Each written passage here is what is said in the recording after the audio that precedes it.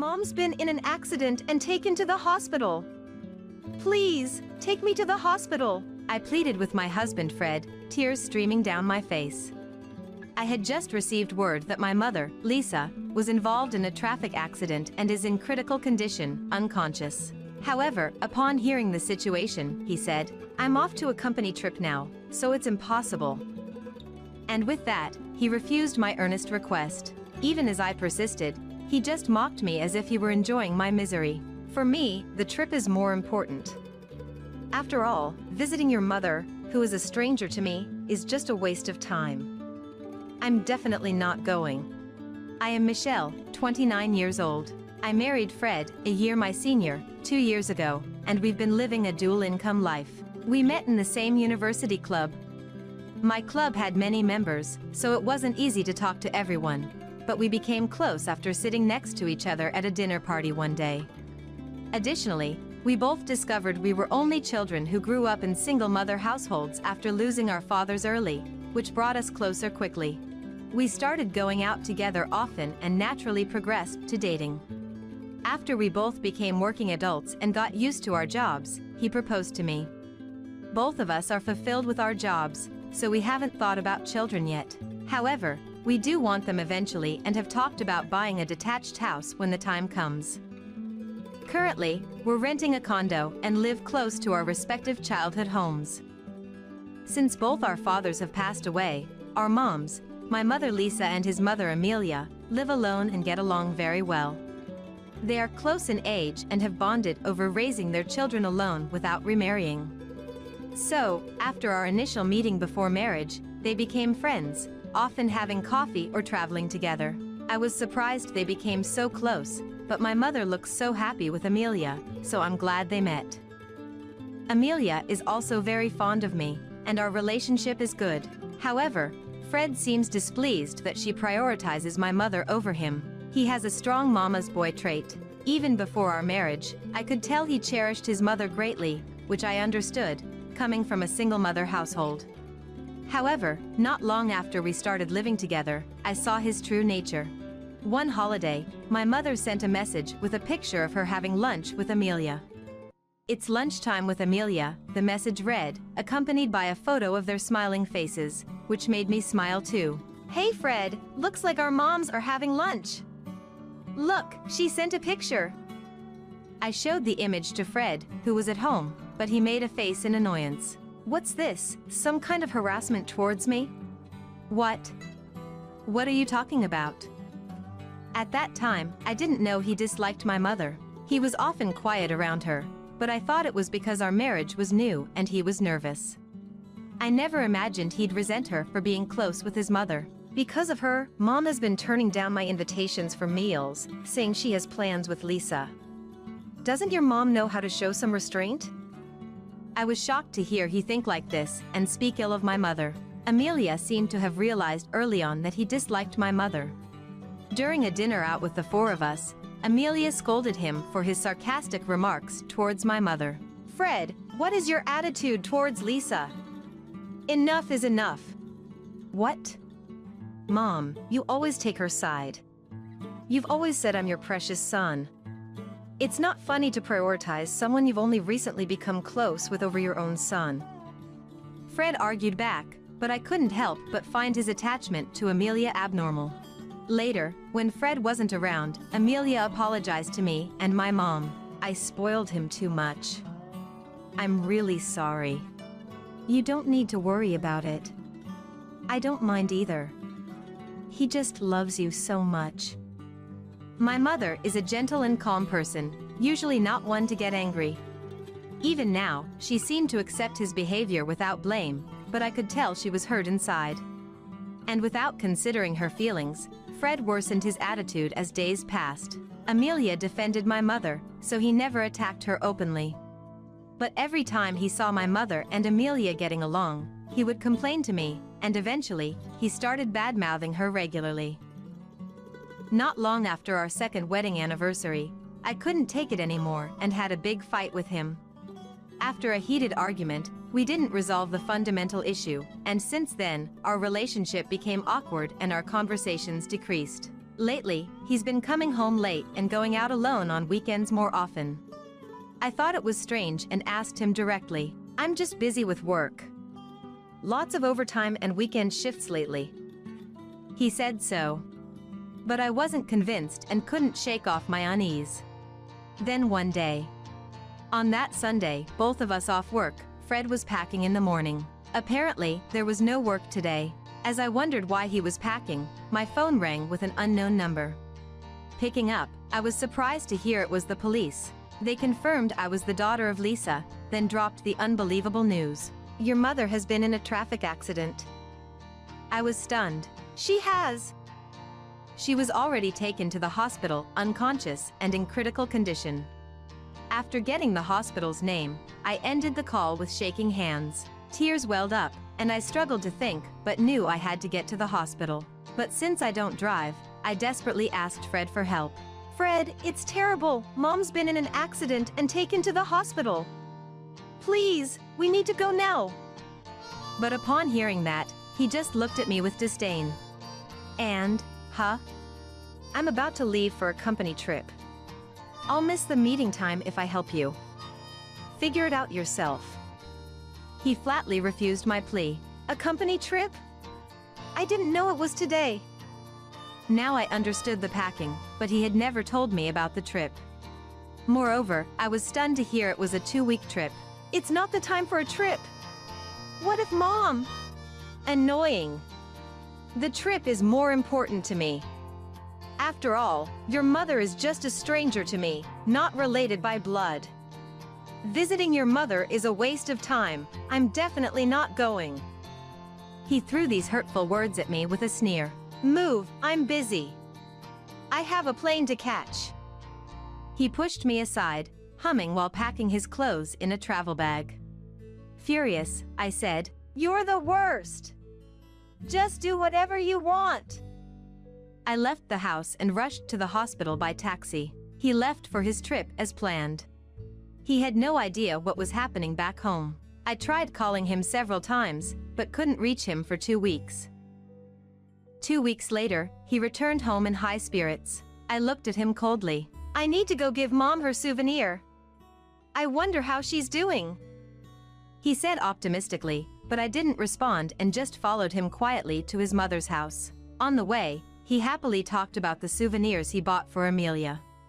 Not once did he mention concern for my mother. As we arrived and he was about to open the door, he paused. Why is it locked? He seemed puzzled as he noticed the front door was locked. Since Amelia usually didn't lock the door when she was home. Is Mom not at home? He muttered. Pushing him aside, I took out the key to the Amelia's house from my bag and opened the door. Hey, why do you have the house key? He looked bewildered, but I didn't respond. Entering the house before me, he tilted his head in confusion when he didn't see Amelia. As he started towards the living room, not that way. This way. I called out to stop him. Leading him to a room in the back, its door wide open, we saw a brand new photo of Amelia. What? He was speechless, shaking as he stared at the photo. Then turned to me, almost crying. Hey, what's this all about? What's going on? I sighed deeply, holding back my anger, and explained. She passed away while you were on your trip. The funeral's already over. He glared at me, furious. Don't joke, that's impossible. Why should she die? Wasn't it your mom who was in the accident and in a coma? If anyone should have died, it's that old woman. I was disgusted by his insensitive outburst, but calmly told him what happened after my mother's accident. My mom woke up safely. She has a fracture and is undergoing rehab but is gradually recovering. My mother was still hospitalized, but thanks to medical professionals, she was alive. However, he was not convinced. So, why did my mom? I hesitated to answer. It seems she was heading to our house on the day my mother had her accident. She was also involved in a car accident. And I asked, did you tell her about your company trip? What? I surely did. She was suspicious of you recently. You weren't in touch much. She probably wanted to check if you were really on a business trip. His eyes widened. Amelia had mentioned a month ago that he had stopped contacting her as often. And when she called him in emergencies, he'd either not answer or hang up quickly, claiming he was busy. Though she initially thought he was just becoming less dependent on her as he aged, she began to suspect he was hiding something. So, filled with distrust, she was on her way to our house to confirm the company trip, just when I received the call about my mother's accident. Amelia had passed away carrying some sweets she bought with my mother when they had gone out, likely planning to visit our house under that pretext. On that day, in my panic to get to the hospital, I didn't have the chance to inform her about my mother's accident. She probably walked from the nearest bus stop to our condo. She fell on the sidewalk and ran out onto the road. Due to the busy street, the approaching car slammed on its brakes but was unable to stop. An ambulance was called, but she had suffered a severe head injury. And then she passed away. After explaining all of those to Fred, I glared at him. After learning about Amelia, I called you so many times. For 2 weeks, no matter how hard I tried to reach him, he never answered his phone or responded to my messages. As there were no other relatives available to act as the chief mourner, I became the chief mourner and conducted her funeral. With my mother still in critical condition, I somehow managed the funeral without her actual son present. This past 2 weeks, you've been ignoring my calls and having fun, haven't you? I've come to understand your true character. I'm divorcing you. When I declared this, Fred collapsed to the floor, weeping loudly. How dare you? How can you say something like that right after my mother's death? Now's not the time for a divorce. And I didn't contact you because I was always with my colleagues. I had no time. Crying and making excuses, he only fueled my anger further. Stop lying! I raised my voice and took out a piece of paper from my bag, thrusting it in front of him. It was the itinerary of the company trip I found in his room. It says here the company trip was from the 12th to the 19th, a week. But you left for the trip from the 5th to the 19th. You said right before leaving that the trip was for 2 weeks. So, what were you doing for that 1 week from the 5th to the 12th? That is... I know what you were doing. You were cheating, weren't you? And you spent this past week with your affair partner, right? When I confidently confronted him, he stopped crying and began to panic. What are you talking about? Cheating? Well, I took a week of paid leave and went on a trip with friends. You see, work has been busy lately, and I wanted a break. Sick of his continued excuses, I took out a mobile phone from my pocket. Seeing it, his face turned pale. The mobile phone was his, found in his closet while he was on the trip. He likely had another phone in his bag, used specifically for communicating with his affair partner. He had claimed he couldn't contact me during the trip, but he left his regular phone at home, so it was impossible for him to notice any calls. You've been lying all along. You left this phone at home to spend time with your affair partner. I placed the mobile phone in front of him, and he began shaking, slamming his fist on the floor. Yes. I've been fed up with you for a long time. I have someone else I love now. He yelled defiantly and then, and why did you know where I hid the phone? Don't tell me you searched my room while I was away.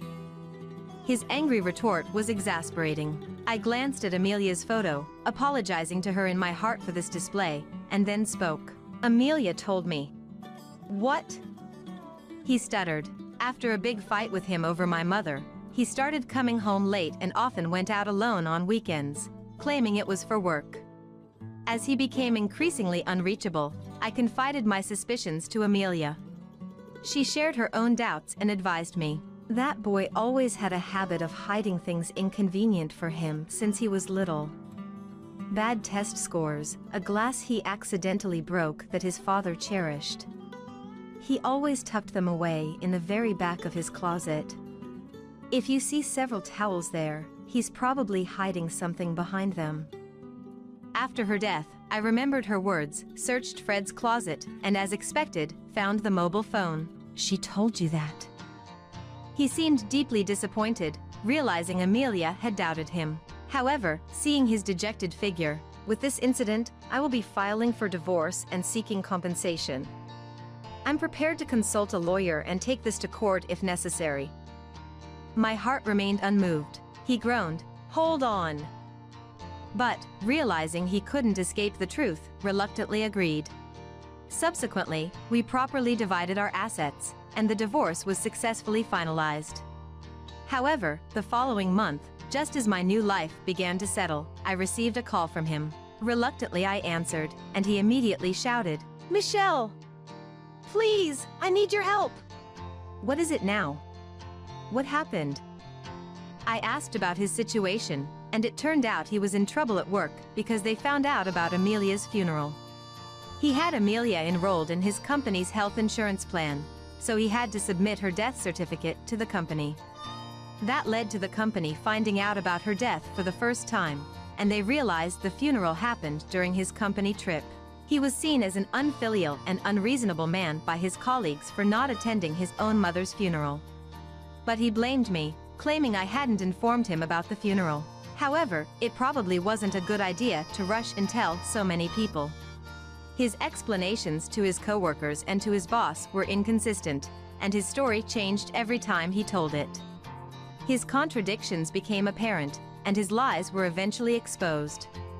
Already seen as an unreasonable man, his repeated lies made him a pariah at work, and he resigned in disgrace. Now without income, he is living off Amelia's inheritance back at the family home. "But the neighbors found out I didn't attend the funeral, and it's uncomfortable here. I thought about selling the house, but it's old and not selling." Apparently, the neighbors also see him as a bastard son, making it awkward for him to even walk outside. He had been planning to quickly sell the family home and move, but there are no buyers for the old house. "I'm really in trouble now. So Michelle, let's start over. Remarry me, let's live together again." Hearing so, I was disgusted. It was clear he was only reaching out because he was in trouble. "Don't be ridiculous. I'm done with you, I'll never remarry you." "But please, I'm desperate." "I don't care about you anymore. You should live with your affair partner." I firmly rejected him, but he seemed lost for words. "No, actually, I've broken up with her." It turned out the affair partner found out about Amelia's funeral, and from there, learned she was the other woman. He had hidden his marriage, and the angry woman broke up with him, leaving him alone. "That's your own fault. I wouldn't want to be with someone like you. Goodbye." As I was about to hang up, he quickly said, "Wait! If you won't agree to remarry, I'll come to your house and talk directly. You're at your parents' house, right?" "However, no, I'm not," I replied immediately. "Huh? Then where are you now?" "There's no way I'm telling you. Plus, I recently changed jobs, so there's no point in you waiting outside my old workplace. When I said goodbye, I told everyone that you might show up and to report you without hesitation." I decided to sell my parents' house to put some distance between him and me after this incident. With my mother's consent, we sold the house. As for her, she had recently been discharged from the hospital, but was deeply distressed by the loss of her dear friend Amelia. That's why we moved to a quieter place to live together peacefully. As a result, I left my old job and found a new one. "Just tell me where you are, at least. I owe it to your mom, who took care of me all this time, to visit her." He was desperate to find out where I was, but his words infuriated me, and I responded with a chill in my voice that surprised even myself. "Took care of you? After all your disdain for my mom, don't bother with convenient words now. Besides, Mom said she never wants to see you again." "What? Wait, Michelle!" He was still yelling something, but I mercilessly ended the call. I then blocked his number and changed mine later. I later learned that he was struggling financially, apparently being sued for compensation by his affair partner for deceiving her. With no steady job, he couldn't take out loans, and was scraping by with day labor and part-time work while looking for full-time employment. My mother and I, having started our lives anew, are now able to remember Amelia without the stress of Fred's presence. She couldn't attend Amelia's funeral and hadn't yet had the chance to place flowers on her grave and pray silently, due to our hectic move after her discharge. She's still struggling to accept Amelia's death, sometimes crying as she looks at photos and videos of them together. "I really want to visit her soon," she said wistfully, so I replied, "Yes, let's plan a visit to her grave soon." We're currently planning it, making sure not to accidentally run into Fred. Moving forward, I want to support her and enrich our lives in this new place. "Get out of here, you useless thing!" Even as I laid out all the evidence of John's infidelity on the table, his mother Emily just laughed triumphantly. Since I was the one who initiated the divorce, John should technically be the one getting dumped. Yet Emily, far from being apologetic, was rudely trying to kick me out. John, cornered, didn't say a word, his head bowed. I had no expectations left for Emily, who always saw me as an enemy and criticized everything I did, and for John, who not only tolerated but responded to her. "I'm moving out today."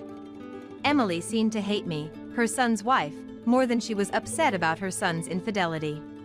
She never tried to reconcile. I went ahead with my moving plans as scheduled, revealing a final secret at the last moment. It was my ultimate revenge against Emily, who mockingly saw me off, and John, who never answered when it mattered. I am Emma. I turned 34 this year. Just a normal housewife who married a sincere man and had an average happy life. We hadn't had kids yet. Children are a gift from heaven.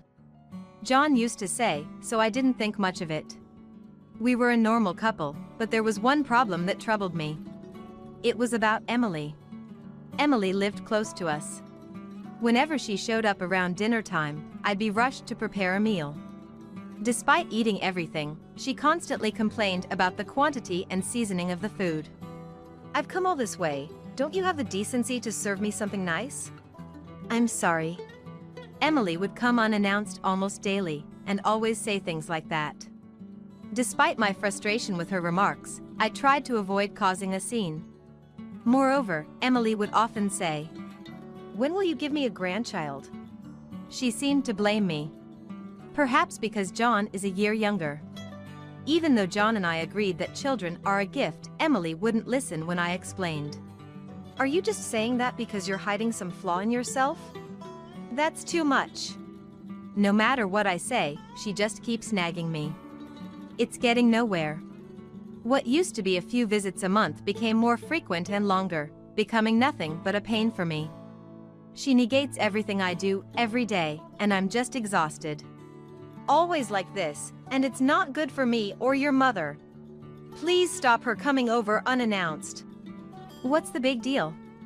We're family. Emma should rely more on our parents. Rely on them? They do nothing but complain. It just means they have high expectations of you. No matter how much I try to explain to John, they mean well. That's all he says. Even when I express my displeasure about them coming over without notice. But we're family. He never takes my side.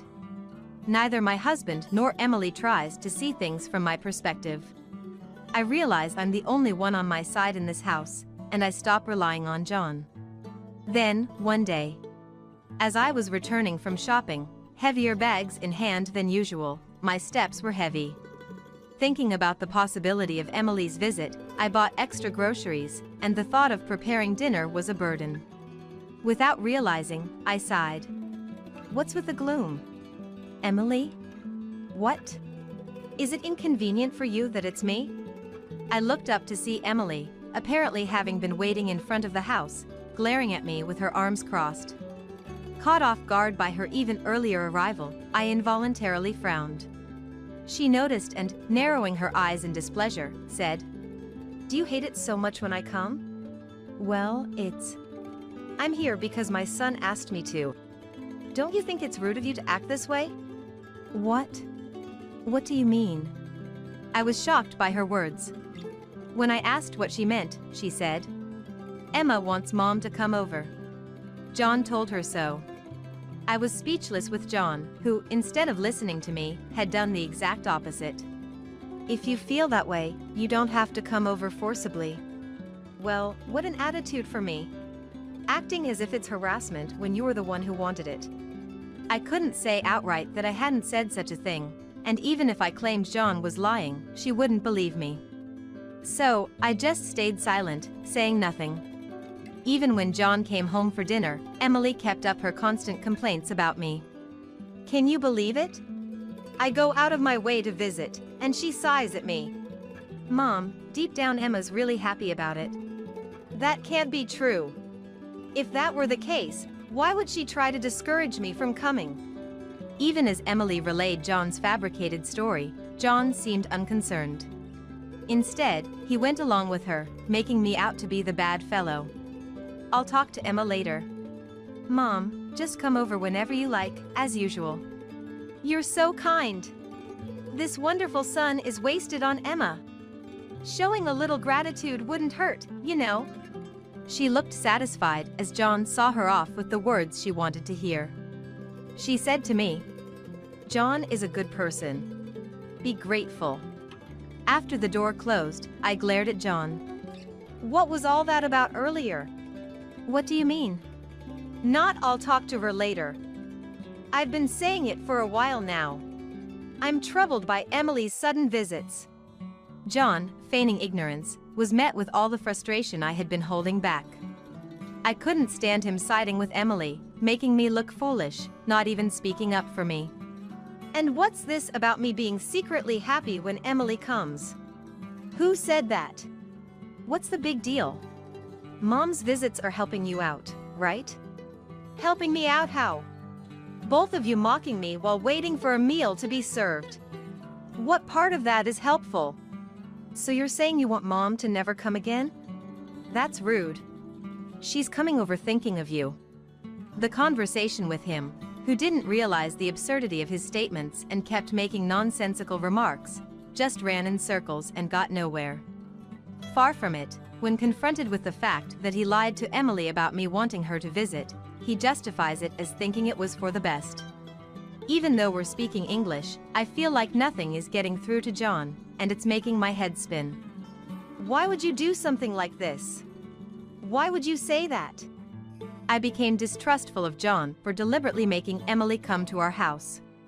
Our communication as a couple was non-existent, and I didn't know what to do, unable to trust him. While I was struggling with this alone, I stumbled upon something unbelievable. I'm going to get a part-time job. What? Why? If I'm home, I'll have to face Emily all the time. You don't understand, so I have no other choice. John looked unhappy with my decision, but I had no intention of backing down. Since I have no allies in this house, I decided to make sure I'm away as much as possible. As expected, John quickly gave Emily a spare key in preparation for my absences. It seemed John really wanted Emily to keep an eye on me, even persistently asking about my work hours. If I hadn't known, I would have been startled to see Emily waiting at the entrance, timing it to my return. As soon as I opened the door, there was Emily, arms crossed, looking right at me. I realized instantly that John must have informed her and sighed. Oh. Sighing at the sight of someone, how rude. You were called here by John, right? Hasn't he returned yet? Didn't you tell him you wanted me to come? What's with that attitude? I didn't call for you. If this had been the old me, I would have just swallowed my dissatisfaction. But now that I've realized even John is against me, I've lost all motivation to do so. It was long past the time John should have been home from work, but he still hadn't returned. Even so, Emily seemed displeased with me starting a part-time job. Don't use working as an excuse just because you can't have my grandchild. Please don't assume it's my fault we can't have children. There wasn't anything wrong in the tests. Who knows, maybe the tests just didn't show it. As usual, Emily was saying whatever she wanted in front of me. Even though I started a part-time job and began talking back, which only made Emily angrier, I didn't care what she thought anymore. The part-time job was more than just a way to not be at home. It started when I accidentally saw a woman's name in a notification on John's phone. Seeing that name, I understood everything. John was having Emily monitor me while he went off to cheat. He's probably not coming straight home now, but meeting her instead. I had a reason to be so sure. The name I saw belonged to his ex-girlfriend. I knew it through a mutual friend of ours, and Emily often compared me to her. Emily even bragged. We're still close. So, I clearly remembered her. From this person, there was a message with a heart. Thanks for Sunday. I want to see you again. He received a message with a heart emoji. Despite seeing that, I'm not so oblivious as to not notice anything. From the day I saw that, I decided to take revenge on the two of them. I planned to gather evidence using my own money. I could have used John's money, but I didn't want to rely on anything of his. Then, I found out I was pregnant. Although I hesitated, thinking the child was John's, the child was innocent. Confused, but thinking this way, I told John, and he said something hurtful. A child? Really? Yes, really. I've been to the doctor, there's no mistake. Is it really my child? What do you mean? Incredibly, upon hearing about my pregnancy, he doubted whether he was the father. How could he think I had the time for such things while being watched by Emily every day? Shocked and at a loss for words, John continued. You started a part-time job, right? Maybe you found some guy there. How dare he say that? Just because he's cheating, doesn't mean I am too. I wanted to say that but held back and just said, enough.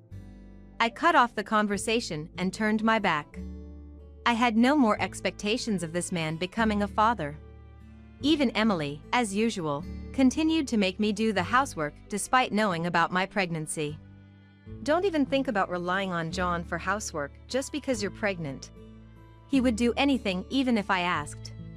While preparing meals, I endured her heartless words. John, seeing his wife like this, said nothing and just watched TV. I had endured it all this time because I was alone, but I couldn't take it anymore. This environment wasn't good for a child. Unable to bear it any longer, I secretly called my parents' house at night. I explained everything and asked for help for the sake of the baby in my belly. My brother Michael offered his support. I'm glad you told me. Thanks for relying on me. Leave the rest to your brother. I had feared they might be angry for not speaking up sooner. But instead of anger, my family offered me words of comfort. I had been so determined to show no weakness to anyone. The tears I had been holding back finally fell. With Michael's help, I prepared for my counterattack. In front of Emily, I demanded a divorce from John. I know you've been cheating all along. I want a divorce. That's troublesome. I won't divorce. What are you saying? Why resist after betraying me? I had thought John would easily agree to a divorce if his infidelity was exposed, but surprisingly, he was reluctant. I wondered if he still had feelings for me, but his words were again unreasonable. Because she can't do housework. His words filled me with anger. At the same time, I felt embarrassed for having even a slight hope. This man, who questioned if the baby was my child, and tried to erase his behavior, couldn't possibly have any affection for me. I was at my limit with his selfishness and Emily's silence in the face of all this. What's that supposed to mean? I'm not a housekeeper. Don't be so presumptuous. Hey, what kind of tone is that to take with John? What is the right way to behave towards a cheater like him? She says anything to me, but never a word to John. In front of her, I scattered the evidence of John's affair all over the table. These were photos taken by a detective I hired with the money I saved from my part-time job. While I was working or being insulted by Emily, John was happily meeting his ex-girlfriend. There were even photos of them coming out of a hotel, irrefutable evidence. Emily was initially silent, but as she came to her senses, she lashed out at me. It's because you're such a terrible wife that he cheated. I always thought that girl was cuter and better for him than you. So, you're in favor of the divorce then? Furious at me, Emily was actually justifying John's affair. I quickly pulled out the pre-filled divorce papers. John, despite his complaints, was hurried by me and Emily and seemed to have no choice but to sign. "Are you satisfied now? Get out, you useless thing." "Yes, I'm moving out now. Right this instant." As I sent a message on my phone, the front door opened, and the movers came in cheerfully. Among them was Michael. "Long time no see, John." "What? What's going on?" I knew it would come to this, so I had already asked Michael to help with the move. I had previously explained the situation to Michael, who works in a moving company, and his colleagues, and asked them to pack and move my belongings. As I directed them to my stuff, they efficiently carried out the furniture, leaving John and Emily stunned. I had them move the dresser I bought before marriage and the appliances my parents bought for me without any hesitation. John could only look bewildered as the kitchen became empty. Without saying anything to John, who looked so pitiful, I asked Michael to take the sofa. Even the small sofa Emily used as if it was her own was taken out right in front of her. "Are you taking everything?" "These were bought with our parents' money for my sister." Michael, towering over her, looked coldly at Emily, who, unable to confront him, glared at me instead. After all the belongings were moved, and as I was about to get into the car, Emily, seemingly regaining her composure, came out to see me off, laughing. "We don't need a wife with no manners like you." "Is that so? Well, I'm done with this mother and son too." Though I retorted with a smile, my anger at John, who wouldn't say anything, and Emily, who comforted him, didn't subside. So, I decided to drop one last bombshell. "Oh, by the way, Emily, do you know why John chose his ex-girlfriend as his affair partner? Obviously, she must be more capable than you. Turns out, she can't have children. That's why she was convenient for him." Meaning, Emily's long-awaited grandchild wouldn't be coming from that relationship. Emily's eyes widened in shock at my words. I couldn't help but laugh at her expression.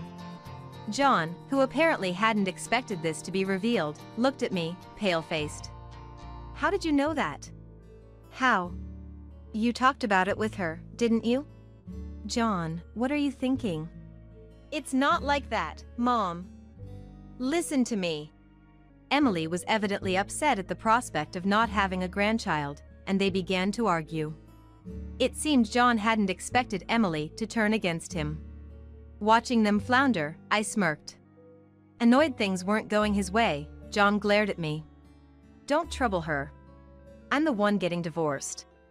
"After all the trouble you've caused me? Of course, I'll be claiming alimony in the divorce settlement, so be prepared." "Stop it. She's never worked anything but part-time." "So what? And shouldn't you be worrying about yourself? You'll be paying too." John's defense of his ex-girlfriend wavered as soon as money was mentioned. When I hinted at what was to come, they both started calling me greedy. It was laughable how brazen they were after all they had done. I couldn't stay with such people any longer. As I was about to finally get in the car, Emily shouted, "Then at least give us your child. After you give birth, we'll take it." What kind of logic is that? It's our grandchild. I can't let a wife with such a terrible character raise it. Who knows what kind of adult they'll become? No way. If they're raised in this house, they'll end up like an adult who cheats. I laughed it off, and Emily, unable to retort, fell silent. Feeling refreshed at her reaction, I left my house behind with Michael's help. Later, I heard that the ex-girlfriend told John, "I can't pay the divorce settlement. It's impossible." Predictably, she dumped John and disappeared. "So, I'm going to change and do better. I want you to come back." "I don't understand what you mean by so." "Stop saying silly things." It seemed John, disliking the idea of paying both the divorce settlement and child support, thought I would come back and save him the trouble. He was a man of unfathomable thoughts, but probably hadn't thought things through. As I sighed over the phone, Michael, who was listening, couldn't hold back and took the phone from me. "I've heard enough. The reason for the divorce is your foolishness. Reflect on it a bit. Realizing Michael's sternness, John, already frightened by the moving incident, quickly hung up. Thanks to Michael pushing for the payment, the divorce settlement was smoothly settled. After the divorce, I'm now taking my time at my parents' house with my newborn baby. By the way, from Emily as well. I want to see my grandchild. You must understand how lonely I feel as a grandmother. Mom received the phone call crying and pleading for help. Mom, being well aware of the situation, said, "After saying you don't need such a wife and kicking her out, how dare you say that?" She yelled over the phone like Michael and hung up. Let us know if you need anything. Families are there to help each other. Yes, thank you. I need to be strong too. When I was in that house, I felt alone and burdened. But now, I have a supportive family. Determined to be strong for my child, I'm working hard and moving forward. I wish I never had a daughter. My mother Chloe screamed hysterically. Once you're in high school, you're out of here. My father David threw things as he spoke. Our younger brother Daniel, years apart, looked at us with a mocking sneer. This house is like a dwelling for demons. Even without a place to go, we must leave soon. For the sake of my precious sister Sophia and my own life. My name is Amelia. This spring, I joyously turned 40. When I was about 20, I thought being in my 40s was ages away, but after turning 25, the countdown of age seemed to speed up. But back in my teens, every day felt endlessly hellish. I have a twin sister, Sophia. Our family runs a small chain of restaurants in the city. Well, it's just about 3 restaurants, nothing grand.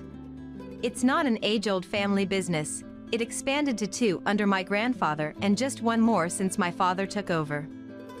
Once you step out of the local area, almost no one knows our restaurant's name. Our small restaurants hardly stand a chance against the big chains. Yet, my parents always had this strong sense of being business-owning family. My father was saying so, especially when it came to the issue of succession. My parents unusually desperate, even from a child's perspective. First off, as twins, we were always told, you'll be future star CEOs just for being twins. Grow up beautiful. Thus, from a young age, we underwent rigorous beauty care. It would have been better if we were plain, but unfortunately, we inherited good looks from our reasonably attractive parents. Under their educational policy, we had our eyebrows neatly done as soon as we were aware, and my mother would apply lotion to our skin every day after bath. I wonder now if slathering all those chemicals on a young child's skin did more harm than good. On top of that, we had our own beautician by the age of 5. Unbelievable, right? I've never heard of anyone else having this, but it's true. I couldn't share this with classmates without making them jealous. We were also under strict weight management, hardly ever indulging in sweets or hearty meals as kids. My maternal grandparents, coming from a more typical employee family, tried to treat us with homemade dishes and snacks, but my father disapproved and my mother followed suit. Consequently, we became distant from my maternal grandparents. Due to differing educational views, "Don't interfere anymore!" Our parents would lash out. We had lessons too, piano, ballet, and skating as well, since it could connect us with rich heiresses. We were never pampered. To our parents, we were products for the future. Everything was for the sake of expanding the business. As a child, I didn't realize this and genuinely believed, I'm loved by my parents. Their strictness is a sign of love. Someday, I'll take over the business and make them happy. Sophia thought the same. But then, a life-changing event occurred. When we were in elementary school, a baby brother was born. Named Daniel, he was the only boy in the family. Seeing him, a boy is more suitable for succession. Our parents decided. So, they shifted their focus entirely to him, stopping all our lessons and even the strict beauty regimen. The beautician was gone. That would have been fine. But then one night, I overheard my parents talking. I never really wanted a daughter. I thought twins would be good for publicity, but if it's a boy, I couldn't care less. Yeah, I agree. A woman isn't suitable to take over the company. All our shop managers are men, and it's better if men are in charge. When you think about it, having 2 daughters is just a waste of money. What should we do about it, then? They were talking about us as if we were just some bulky trash they needed to get rid of. Up until then, I had convinced myself that their recent coldness was just because they were busy with our little brother. I couldn't comprehend what was happening. After that conversation, I slowly began to notice a change in how they treated us. First, we were forbidden to go out and play with friends on holidays. My mother explained, you could get hurt. But we always ended up helping at the main shop on holidays. In essence, we were being used as pieces of the household to prevent us from going out and playing. It must be a strategy thought up by our parents to make up for lost time. When we served food to the customers, "What cute twins! Good for you, helping out!" they would say. There's nothing praiseworthy about it. We were being forced to do it. My parents, getting carried away with the situation, started making us work in the shop on holidays, doing simple waitressing, and eventually even had us sing and dance to popular songs. We're known as the lovely little sisters, and needless to say, our popularity brought more customers to the shop. But nobody realized that our freedom was being sacrificed behind the scenes. On weekends, we were sent to the shop. Don't let your grades drop. It would look bad. And on weekdays, despite being elementary school students, we had to study late into the night. We couldn't slack off in practicing the songs and dances for the shop. Our overly packed schedule, like that of an unreasonable full-time employee, left us exhausted every day. Perhaps due to fatigue, or maybe stress, our adolescent bodies, despite not eating much, started to gain weight easily. Once our parents realized we were of use to them, they became fussier about our appearances. Make sure you manage your weight, they would say, giving us mostly vegetables, typical of what a model would eat. Although we were never denied food, such a diet was too healthy for a growing teenager. Because of this lifestyle, there were times in middle school when I missed my periods. Meanwhile, my brother Daniel, who had been doing karate since he was young, didn't gain weight easily. He was treated differently. If you're going to be a future entrepreneur, you need to know good food. And he alone ate high-quality ingredients. For a teenager, resentment over food is significant. The treatment from my parents, coupled with the disparity in meals between us siblings. It was enough reason to resent Daniel. I think it was only natural that the bond with Sophia would become stronger. One day, after dedicating our youth to the shop and house, and even beginning to resent our parents, my father called us. It would be embarrassing if word got out that an idiot came from our house, so make sure you go to a high school with a good reputation. He said so. It was the beginning of 8th grade in middle school. Despite barely managing our grades while helping at the shop, it was impossible to meet such expectations. I asked if at least we could be excused from helping at the shop, but he didn't listen. Getting into a famous high school becomes a marketing slogan, he said. There was no fighting back for a mere middle schooler. If you end up in a low-tier high school, don't bother coming. Threatened like this, we studied desperately. In the following year, my sister got into the high school our parents wanted, but I didn't. My father was furious, throwing things around, luckily not hitting anyone. But I was terrified he might hit Sophia, who was trying to protect me. My mother also holding her head. Why has it come to this?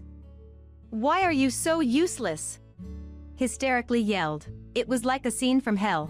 Was it my fault for not getting into high school? Wasn't my effort worth recognizing? Only Sophia, who understood me, hugged and cried with me.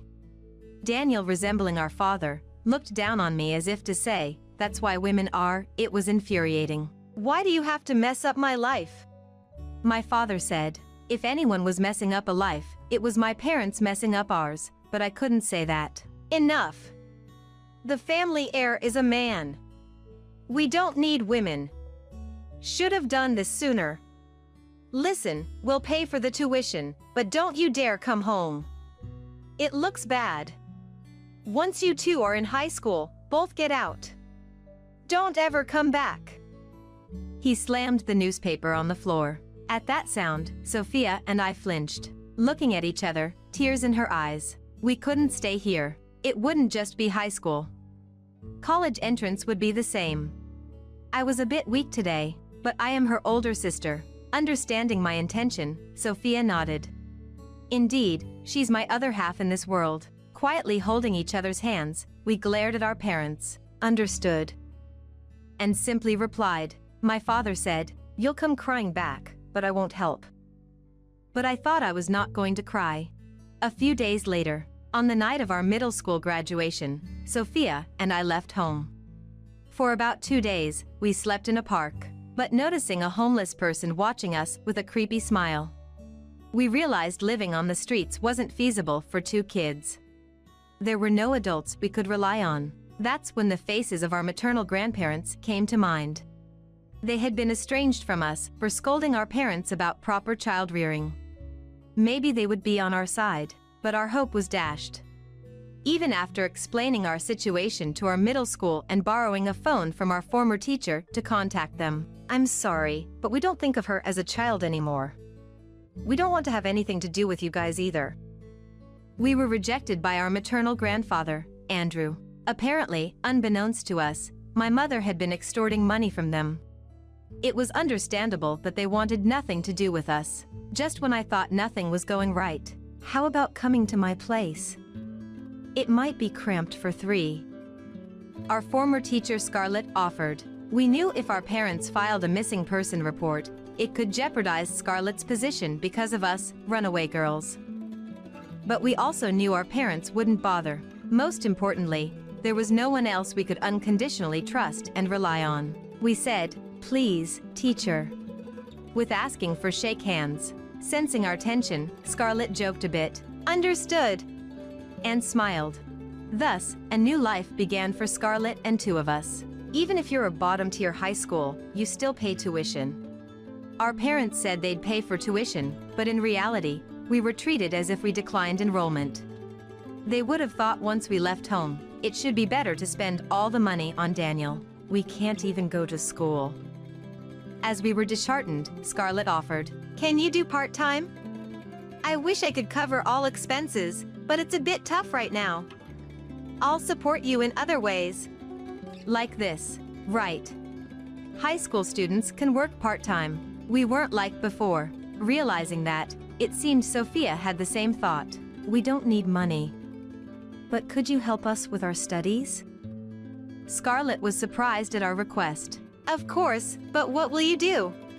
We'll save money working part-time for a year. No, 2 years. Then we'll go to high school. But our studies might suffer. That's why we need you. You can rely on me for money. No, it's not that. Relying on you would feel like losing to our parents. It's probably just us, but we want to prove them wrong on our own. She was silent for a while, contemplating. It's understandable. We were planning to delay it for a year or 2, just out of spite for our parents. Was it the right resolve, or just childish stubbornness? After a pause, all right, she said. A year later, Sophia and I worked multiple part-time jobs and, with Scarlett's advice, entered an online high school. It was cheaper and we could continue working. We also rented a room next to Scarlett's house. We didn't want to compromise her position by living with her continuously. Though we never wanted to contact our parents again. We need your consent to rent a house. We reached out. As long as we don't see your faces, do whatever. And they agreed easily. In reality, we hardly lived in that room, mostly staying at Scarlett's place. But it was a necessary precaution. Scarlett helped pay some of the rent.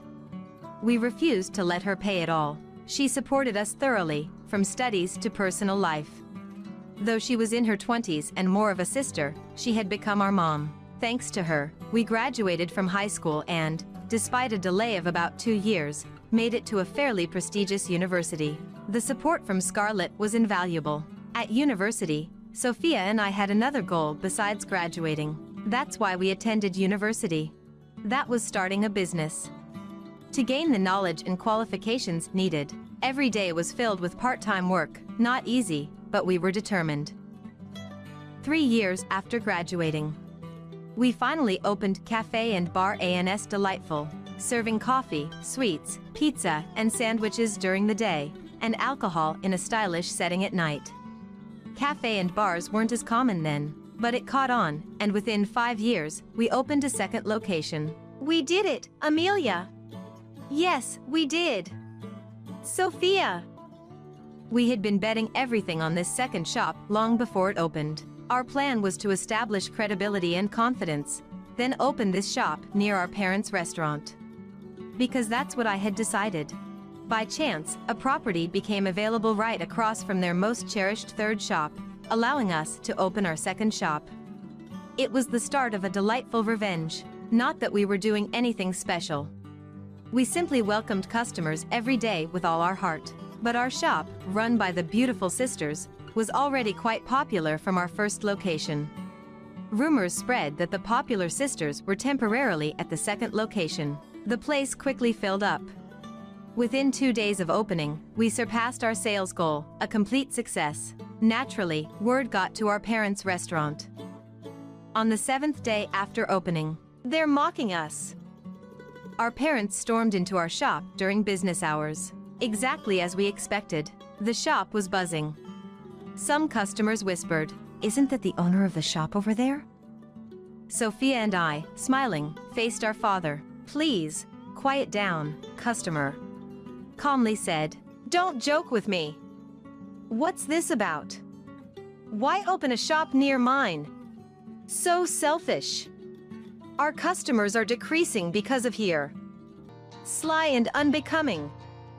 Their words made us burst into laughter. Where we set up shop is our choice, as long as we pay the rent, right? We're not joking around. Exactly. Calling us sly and unbecoming. Please don't spout such vulgar words in front of the customers. Our overly calm only aggravated them more. After all, they had us working in customer service since we were kids. Controlling our emotions like this was easy. Then, what an attitude towards your parents! Our father shouted, the shop stirred. Parents? What, a family feud? Curious and confused glances turned towards us. Parents? You mean the ones who forced us to work in their shop as children and threw us out for not getting into the high school they wanted? Considering parents as those who treated their child as a product, enforcing weight control and stealing freedom? Our words caused a murmur among the customers. That's terrible. Or, so that's the kind of person he is. I hear words like, some customers, who knew us from childhood, that place has been strange since they had a boy, commented. Our parents, realizing the tense atmosphere, turned pale. No! That's not it. These girls are just rebellious.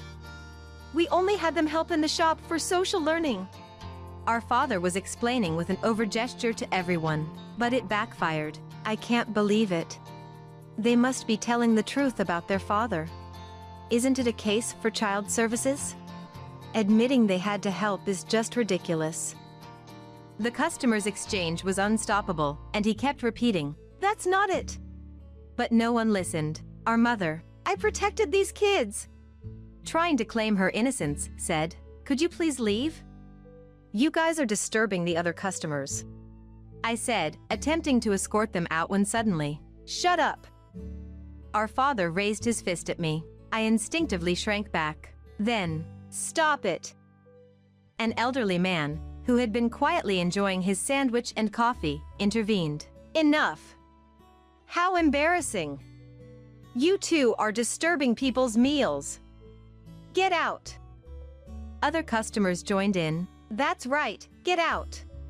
I got a call asking me to leave. "What is it?"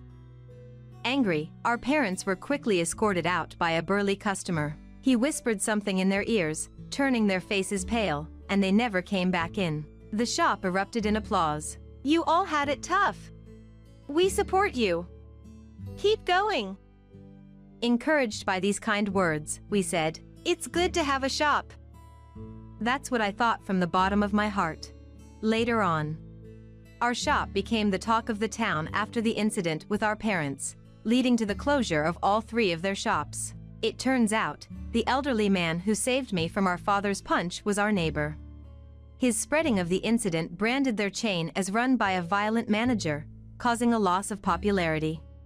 While their customers dispersed, many became our regulars, liking our shop, thanks to the elderly man. With our parents' business gone, Daniel, who had been groomed as the successor, was lost. He blamed us for his ruined life and wreaked havoc at home, giving our parents a hard time. Soon after, our mother called, pleading to at least employ him in our shop. Of course, we politely refused. Our shop, run by beautiful sisters, only hires beautiful-hearted people. We had no room for a brother like our father. By the way, both Sophia and I got married in our mid-30s. Continuing the business. Due to the twins, we both fell for the same customer inadvertently. Just as we braced for a sibling rivalry, it turned out they were twins too. They never came together, so we never realized. Each thinking, he seems slightly different today. Luckily, Sophia liked the older brother, and I liked the younger one, so crisis averted. Thanks God. Now, the shop is a family business, involving our husbands. Our children are not twins though. All they look so alike with each other as they could be siblings, the power of twin genes. We have no plans to train them for business, but seeing their interest in playing shop, they might be standing at the shop's front soon. What a joy that would be. As for our teacher Scarlett, she married around the time we opened our shop. Now, you two are settled. Saying so in her happy wedding, which was impression. Recently, her family has been visiting our shop, continuing our family's close relationship. We've repaid all the rent and support she gave us, but I still want to repay her in various ways. She was more than a mother, a sister, and a mentor. A person who gave us immense and warm love. Someday, we hope to return love to others, like she did. First, to guide our children towards a bright life. All right, let's keep up the good work today. You're such an inconsiderate woman. Older women are worthless, so the least you can do is not be a nuisance to others. I've always been admonished like this by Tyler. This Christmas, I aim to be perfect and avoid any scolding. As usual, I prepare Christmas dinner for 30 people alone, ready to welcome my husband's relatives. Meanwhile, Tyler just sleeps, snoring like a pig. Suddenly, I notice a piece of paper near Tyler. Divorce papers. Why? My name is even on them. There was a divorce form filled out. Of course I didn't write it. If I leave it here, I might get scolded again for being inconsiderate. Maybe I should file it since it's been prepared. I've been a devoted wife to Tyler. But I'm not just a submissive woman. Tyler's loud snoring abruptly stopped. A simple divorce wouldn't affect Tyler much. So, I decide to give him the final blow. Finally, this moment has arrived. I am Ezra, a regular 40-something housekeeper with a 5-year-old son. Where's the fork? Sorry, I forgot to bring it out. I'll get it now. He's Tyler, my husband. Ah, so it's Indian style today. Should I eat with my hands? But that wouldn't be right since it's a piping hot steak. If I burn my hand, you'll take responsibility, okay? It took me 5 seconds to hand Tyler the fork. I smiled gently at his joke. I married Tyler 5 years ago when I was 35. We met at a party and dated for 6 months before tying the knot. Tyler works for a company run by his father, John. It's a well-known local enterprise. Furthermore, his parents have been landowners for generations, living in a grand mansion. However, Tyler and his parents don't flaunt their status and lead a modest life, which impressed me. My father passed away early, and our family backgrounds were quite different, but don't worry about such things in this day and age. Tyler reassured me. When our wedding was decided, Tyler's mother, Pamela, teared up and held my hand tightly. Thank you for marrying Tyler. I'm so happy my only son is getting married. Let's be as close as a real mother and daughter, Ezra. At that time, Tyler was 40. His parents had tried to arrange many marriages for him, but none worked out. They almost gave up, thinking he might never marry, until I came along. He had a stable income, a wealthy family background, and a kind personality. It was a mystery why he hadn't married sooner. Let's have a grand wedding. It's a special day for a girl to become a princess. I can't wait to see you in a wedding dress, Ezra. You'll look stunning. Tyler naturally spoke such flattering words that made me blush. I was so glad to have met him. I felt truly blessed. At least until the wedding. The wedding went well, and back in the dressing room, I was still in a dreamy state. It was a beautiful wedding, wasn't it? Feels like I'm still dreaming. As I leaned on Tyler's shoulder, he abruptly moved away. Tyler brushed off his shoulder where my head touched, with a grim expression. What? You're too old for fairy tales.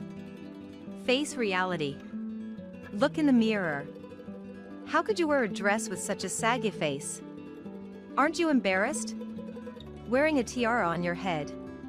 Did you think you became a princess? You're an old woman in your 30s. Think about your age. Tyler spewed out these words all at once. I couldn't quite grasp what he said. I looked at Tyler in shock, my smile frozen on my face. A week since the wedding, there was no conversation with Tyler. He returned from work almost at midnight and was unresponsive even when spoken to. The last words I heard from him were those harsh words after the reception. Perhaps, Tyler, drunk at the time, regretted saying something he didn't mean and started avoiding me. I agonized over his words and behavior for a week. Today, Sunday, seems to be Tyler's day off. It's a chance to talk, but he doesn't seem to see me as he fiddled with his mobile phone on the sofa. The doorbell rang, signaling a visitor. It was Tyler's parents-in-law. Surprised, as there was no scheduled visit, I saw it as a good opportunity to talk with Tyler. I happily welcomed them in. So, when are you going to have kids? You're already in your 30s, you better hurry up or you'll be useless. Pamela said, sitting on the living room sofa. I was so shocked, I spilled the tea I was pouring. What a klutz! Why are you spilling it? Tyler, who had been silent, laughed. Clumsiness is only cute in teenagers. A clumsy old lady? That's just sad. Yeah, that's true. Tyler and his parents-in-law exchanged glances and laughed joyfully. That's when I realized. This marriage was a mistake. Tyler doesn't love me. But it seems like he just wants a child. He invited me to bed with such a disgusted look. Even though I used to love him, his approach was a turn-off. But Tyler didn't care about my feelings. Months later, I got pregnant. Yes! We're having a baby! It'll be adorable. Can't wait to hold it. Tyler blushed with joy. His happiness made me happy too. I had been slightly anxious about getting pregnant. Could I spend my life with Tyler? But we just got married and everyone gave us their blessings, so it's too soon for a divorce. And I can't rely on my parents if we do divorce. Those fears seemed to disappear with the pregnancy. But the happy moment was short-lived. As soon as I got pregnant, Tyler started coming home less often. Busy with work, he'd return late at night, sometimes in the morning. With my growing belly, I suffered from severe morning sickness and couldn't move much. I had to quit my job, thinking I'd return after maternity leave. Alone in the house, I endured unbearable pain. A boy, huh? I'm not interested in boys. Tyler showed up at the hospital after the birth, but didn't even say congratulations. He seemed to have hoped for a girl and came to the hospital thinking maybe it would be different once the baby was born. After giving birth, I was alone. I raised our son Byron by myself. My in-laws wanted a grandchild, but they don't care for Byron. They insist on us paying them a visit once a month, but don't even hold him or prepare snacks. After 2 to 3 hours, it's time for you to go. And we would be kicked out. It was a meaningless and painful time. In the end, my in-laws just cared about appearances, wanting Tyler to marry and have children. Tyler still comes home late, so he has no part in raising Byron. When Byron was a baby, the unfamiliarity of childcare nearly drove me insane. Now, 5 years since Byron was born. We're a family of 3, living a settled life. The hard days feel like a distant past. It's past 11 p.m. As usual, Tyler comes home after Byron is asleep. "Welcome home, Tyler." I greet him, dressed as if I was ready to go out at any moment. "How was your day?" I take his bag and coat at the entrance. Consciously playing the part of a good wife, I take good care of Tyler. "You're home a bit earlier today." "What? Is it bad that I came home early?" Tyler puffs up his rosy cheeks. "Not at all. I'm happy you're home early." While Tyler showers, I fry his favorite chicken. I shouldn't think about being tired or it being a hassle. I want to make a comfortable home for Tyler, without cutting any corners. Not bad at all. Tyler munched on the fried chicken with a crisp sound. "Thank you. I'm happy you like it, Tyler." Tyler seemed quite pleased. Thanks to Tyler, I live a comfortable life. So, I never forget to show respect. Tyler slightly lifted his chin and tapped the table lightly with his empty glass. "It's strange. I can't see any beer in my glass. Can you see it? Or is this some kind of beer only visible to honorable people?" Sorry. I didn't realize your beer was gone. I'll pour it right now." "Oh, there was no beer, huh? To not notice it right away, you really are an inconsiderate woman." On top of that, oil splattered from the fried chicken I was making. "Can you even do things properly? There are people like you at my company. Always taking leaves. My child is sick, it's my child's sports day. Mothers who can't work because of their kids, they're such a nuisance. I feel sorry for the young women who have to pick up their slack." Since Byron was 1 year old, I have been working at a company with a daycare. Honestly, I want to go to bed right now. Taking care of Byron and doing household chores before and after work is a huge burden. I'll be more careful. You should realize it without being told. Older women are worthless, so the least you can do is not be a nuisance to others. Right. I plastered a smile on my face to keep Tyler happy and filled his glass to the brim with beer. Tyler gulped it down in one go. "Tasty!" and patted his stomach. The fried chicken sizzled and splattered oil again. That was dangerous, it's about to explode. After Tyler went to bed, I cleaned up the dishes and his suit. I think I'm perfectly managing household and childcare. No matter how late Tyler comes home, even if his shirt has lipstick marks, I embrace everything about Tyler with a smile. Warm meals, clean clothes, a fluffy bed, our home must be comfortable. I notice these things too without your having to say it, Tyler. Now, only a few days left in the year. Christmas is almost here. I've finished my work for the year and started my holiday break. I started as a part-timer, but this year I finally became a full-time employee, so it was busy. I want to relax a bit, but there's no rest during the year-end holidays.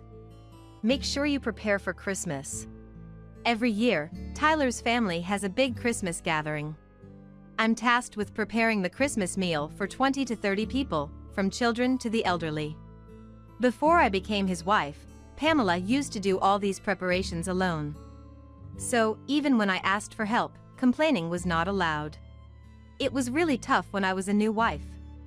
Apparently, Pamela's Christmas meals were both beautiful and delicious, like those from a luxury hotel. The relatives always looked forward to the gathering. But when it became my turn, they were openly disappointed. In the last 2 to 3 years, it tastes delicious, as if it was homemade. I've finally managed to get to that level. But Tyler and his parents-in-law were not satisfied. "Your food, the colors are all wrong. It looks like poor people's food. Can't you make it look glossy like my mother's? Maybe it's hard for someone who only knows cheap things. But don't embarrass me this year, okay?" "Okay. Finally, Christmas arrived. I loaded the car with a ton of food and headed to the in-laws' house with my family. Upon arriving, Tyler quickly went to his room. Pamela followed him, patting his back. "Tired, aren't you? Going to rest? Just sleep until everyone arrives." Pamela turned to me and Byron. "Welcome." She didn't even say that. Byron, still only 5, helped me carry the food from the car. With his help, the preparations for hosting were quickly completed. Taking a moment to catch my breath, I decided to leave my bag in Tyler's room and headed there. Since Tyler was sleeping, I opened the door quietly. Tyler was asleep, snoring like a pig. He had been sleeping until just before we left home, yet he was able to sleep again. Huh? I noticed a piece of paper on the desk in the back of the room. I tiptoed over to it. Divorce papers? Why? My name is even on them. There were divorce papers all filled out. Of course I hadn't written them. At a closer look, the handwriting was slightly altered, but it all looked like Tyler's. He wrote it for me. If I leave it here, he might get angry again for being inconsiderate. I guess this means I should file them. I was just gearing up to finally stop being the good wife. What perfect timing. I folded the divorce papers and tucked them into my pocket. At that moment, Tyler's loud snoring stopped. I took a deep breath and checked on him. It's okay, he's still sleeping. I quickly took Byron with me, got in the car, and left the in-laws' house. About an hour later, my mobile phone rang. It was a call from an elderly relative. "Why didn't you show your face at Christmas? As a wife, you should at least give proper greetings on Christmas." He scolded me for not attending the gathering, calling it impolite. But I tried to speak, but the relative interrupted. "Listen, acting all high and mighty without fulfilling your duties as a wife. Oh, but these days, if you say anything even slightly harsh, it's sexual harassment or power harassment, isn't it? It's a troublesome era. You're lucky to have such a kind mother-in-law. She didn't get angry at your abandonment of duties, and instead asked everyone to forgive you. There's no mother-in-law as kind as her. You should be more grateful." The well-mannered Pamela apparently defended me instead of portraying me as the bad one. "She's forgiving you for the sake of her reputation, so come over now. Don't worry, no one's angry. You're just sulking because you can't match her cooking, right? It's okay, if you cook for some more years, you'll naturally get better. This year, you should eat her cooking and learn from her." It seems my Christmas feast was attributed to Pamela. But I had no intention of silently going along with this lie. That food was prepared by me. What? Are you really lying so blatantly? What an outrageous wife. Then, I'll be coming over now. After hanging up, I made up my mind and headed back to the in-laws. At the in-laws, everyone was drinking and having a good time. Holding Byron's small hand, I briskly opened the door to the room. "Oh, Ezra, you came?" Pamela looked a bit uncomfortable. The nosy relative who called earlier beckoned me. "You came after all. Good for you. Here, eat some Christmas food. It's really good. I know it's delicious. It cost $1,000. What? I greeted everyone loudly, so my voice could be heard in every corner of the room. Everyone, what did you think of the taste of the food?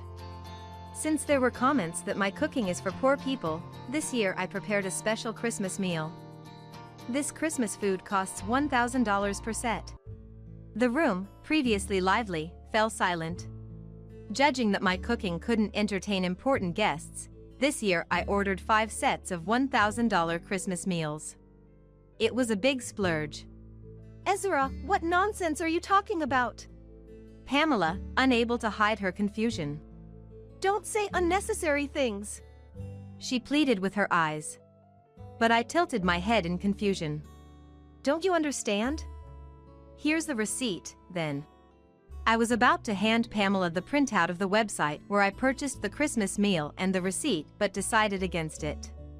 And instead gave them to a middle-aged woman nearby who was looking on with interest. My goodness. It really costs $1,000. What does this mean? Look, everyone. As expected, the woman was delighted. Didn't you say it was homemade? Of course, all eyes turned to Pamela. Well, that's, Stumbling over her words, Pamela couldn't find a good excuse. The food Pamela makes is as delicious as a luxury hotel, right? Everyone's right. Because it's from a luxury hotel. I remembered the photos of the splendid Christmas food supposedly made by Pamela that I'd seen before. It was a level an amateur couldn't possibly achieve. It's like it was bought from a store. In fact, wasn't it bought from a store? Upon checking, it was indeed the same as the Christmas meals from a famous luxury hotel. I'm sorry my cooking seemed like it was unpalatable and for poor people. So, I arranged for the same luxury hotel Christmas food as Pamela. While Pamela usually chose dishes around $200, I thought the $1,000 ones looked tastier. Pamela was trembling, her face beet red. Surrounded by the seated relatives looking up at her, Pamela covered her face with her hands, her legs shaking. Shut up! That's a lie! The lies of a wicked wife! No matter how much she screamed, it only looked pitiful. The elderly relatives stared at Pamela with expressions of incredible confusion. But the younger ones seemed to have realized it and were holding back their laughter. Pamela's wailing mixed with suppressed chuckles. You're rotten to the core! Are you happy tormenting my mother? Finally, Tyler lashed out at me. He marched right up to me and grabbed me by the front of my shirt without hesitation. Though the meals weren't homemade, I had prepared a large amount of food and drinks, and I wanted to be appreciated for it. Tyler, who had left all the preparations to me, had no right to act so high and mighty. If Tyler had cared about me even a little, he would have realized right away that I hadn't been frantically cooking. You call yourself a wife? It's embarrassing. Get out now. I was about to leave anyway. We're strangers now, after all. Huh? I just filed the divorce papers I found in your room, Tyler. Thoughtful, right? Tyler's eyes widened in shock. You filed them? Those were just... I mean, I wasn't serious, you know. You really filed them? You wrote the divorce papers because you wanted to divorce me, right? Well, no, it wasn't like that. It was more about my sincerity. I chuckled slightly. Anyway, the divorce papers you wrote are already filed. I'll consult a lawyer about the division of assets and the compensation for your infidelity. Wah! You thought I didn't notice your affairs? I'm not that oblivious. Goodbye. I left Tyler, who was still flustered over filling out the divorce papers. He said he filled out the divorce papers out of sincerity, but it was probably to show his serious intentions to his mistress. Whether she's happy about it or not, I don't know. Later, as I had declared, I received compensation for the affair and the money from the division of assets. Furthermore, I got a lump sum for Byron's child support, wanting nothing more to do with Tyler. Tyler was a bit reluctant, but be generous to the poor. Pamela's condescending attitude towards me helped move things along. I felt relieved that my ties with Tyler were completely severed. Whatever happens to Tyler from now on is none of my concern. Let's begin. It's not over just because the ties are cut. This is where it really starts. A few days later, I was at a certain restaurant. Tyler appeared with a spring in his step. He was looking fashionable with a scarf around his neck. Hey, sorry to keep you waiting. He wasn't addressing me, but a young girl sitting behind me. Tyler was all smiles, but the girl's face was angry. You're Tyler, right? You're the one that's been with my daughter. Several men and women rose from my table. They all stared sharply at Tyler. Surrounded by these strangers for no apparent reason. A storm was brewing, but Tyler wasn't the victim. They were the parents of Tyler's mistresses. "How dare you toy with our daughter?" "Wait, please! It was consensual. We were in a consensual relationship. Consent or not, she's still a child." Tyler's mistress was of an age where she shouldn't be involved in such relationships. And she wasn't the only one. Hence, the parents of the victims had come together here. "No, I seriously love her." "Love? Our daughter? Or someone else?" No, I mean, it was a clear-cut relationship, not like I had any ulterior motives." The more he tried to explain, the deeper he seemed to sink. "Disgusting." The girl's inner voice slipped out. Tyler apparently thought he was really popular, but to the girl, he was just a convenient man who gave her money.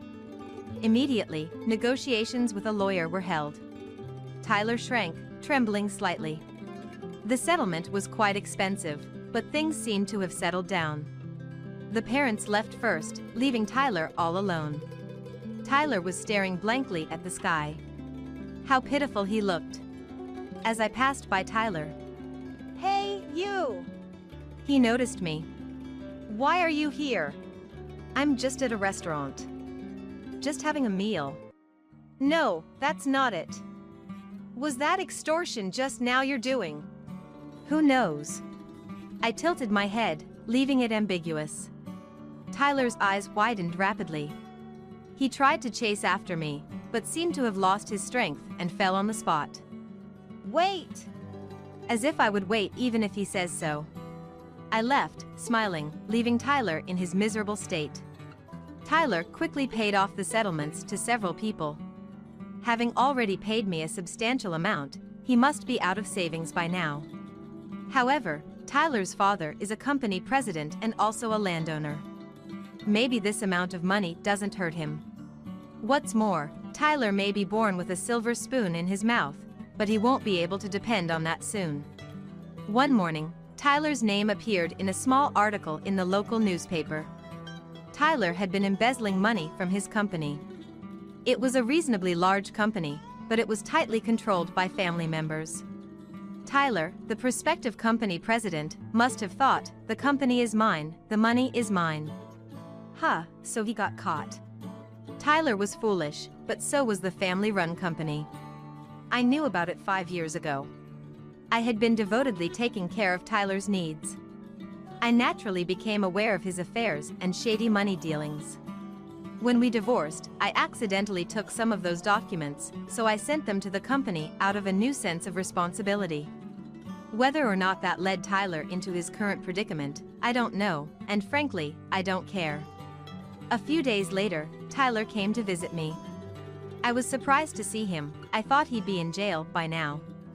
Apparently, John, his father, was furious about Tyler's betrayal, but they eventually reconciled, and the criminal complaint was withdrawn. Let's start over. I've realized you're the only one for me. I braced myself for an insult, but instead, it was a worse request, a reconciliation. That's impossible. The divorce was your wish. That was just a misunderstanding on your part. I love you, Ezra. I felt nauseous. I don't love you. Don't say that. Tyler, grinning, moved closer. Then, a stale smell hit my nose. I recoiled, wrinkling my face. Wait, do I smell? I've showered properly, but the smell won't go away. Why? When I was with you, no one ever made faces at me. Is this some kind of harassment? Is the whole world harassing me? Tyler looked around as if searching for an enemy, holding his body.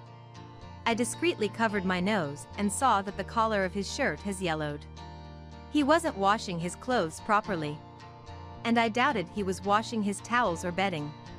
Tyler sweats a lot and has a strong body odor, so without proper care, it quickly becomes unpleasant. Without someone to support him, he becomes such an unclean person. Unfortunately, there's no kind woman to take care of Tyler now, and he can't afford a housekeeper. Tyler's swollen face was wet with tears. I looked down on his pathetic figure, celebrating in my mind that it is all over. For the past 5 years, I had been devoted to Tyler, not out of love. Not even as a return favor for being the breadwinner. I was just nurturing him into a worthless man. Overly pampered, he became an arrogant man who couldn't even prepare his own pants. Even if he had eaten out with a woman, he was happy to eat greasy food at midnight because I always prepared his favorites. Leading him straight to lifestyle diseases. Who would love a man who's out of money and full of fat? Now financially independent, I don't need such a Tyler anymore. I also made good use of his weaknesses I gained over time. You like younger girls, right? Don't settle for me. No, that's not it. Then, I hope you find a young girl to date. Wait, Ezra. You're the one I want. There's no one else but you. I broke up with the women for you. I even cut ties with my parents who were harsh on you. All I need is you. I was such a fool to realize your importance only after losing you. I truly love you, Ezra. Despite his beautiful words, he was simply dumped by a woman and disowned by his parents. Goodbye. I kept smiling until the end. Tyler lost everything. He knelt on the ground, emitting a dirty, pig-like wail. All I felt was disgust. Despite being abandoned by me, Tyler desperately tried to apologize and return to his parents' home.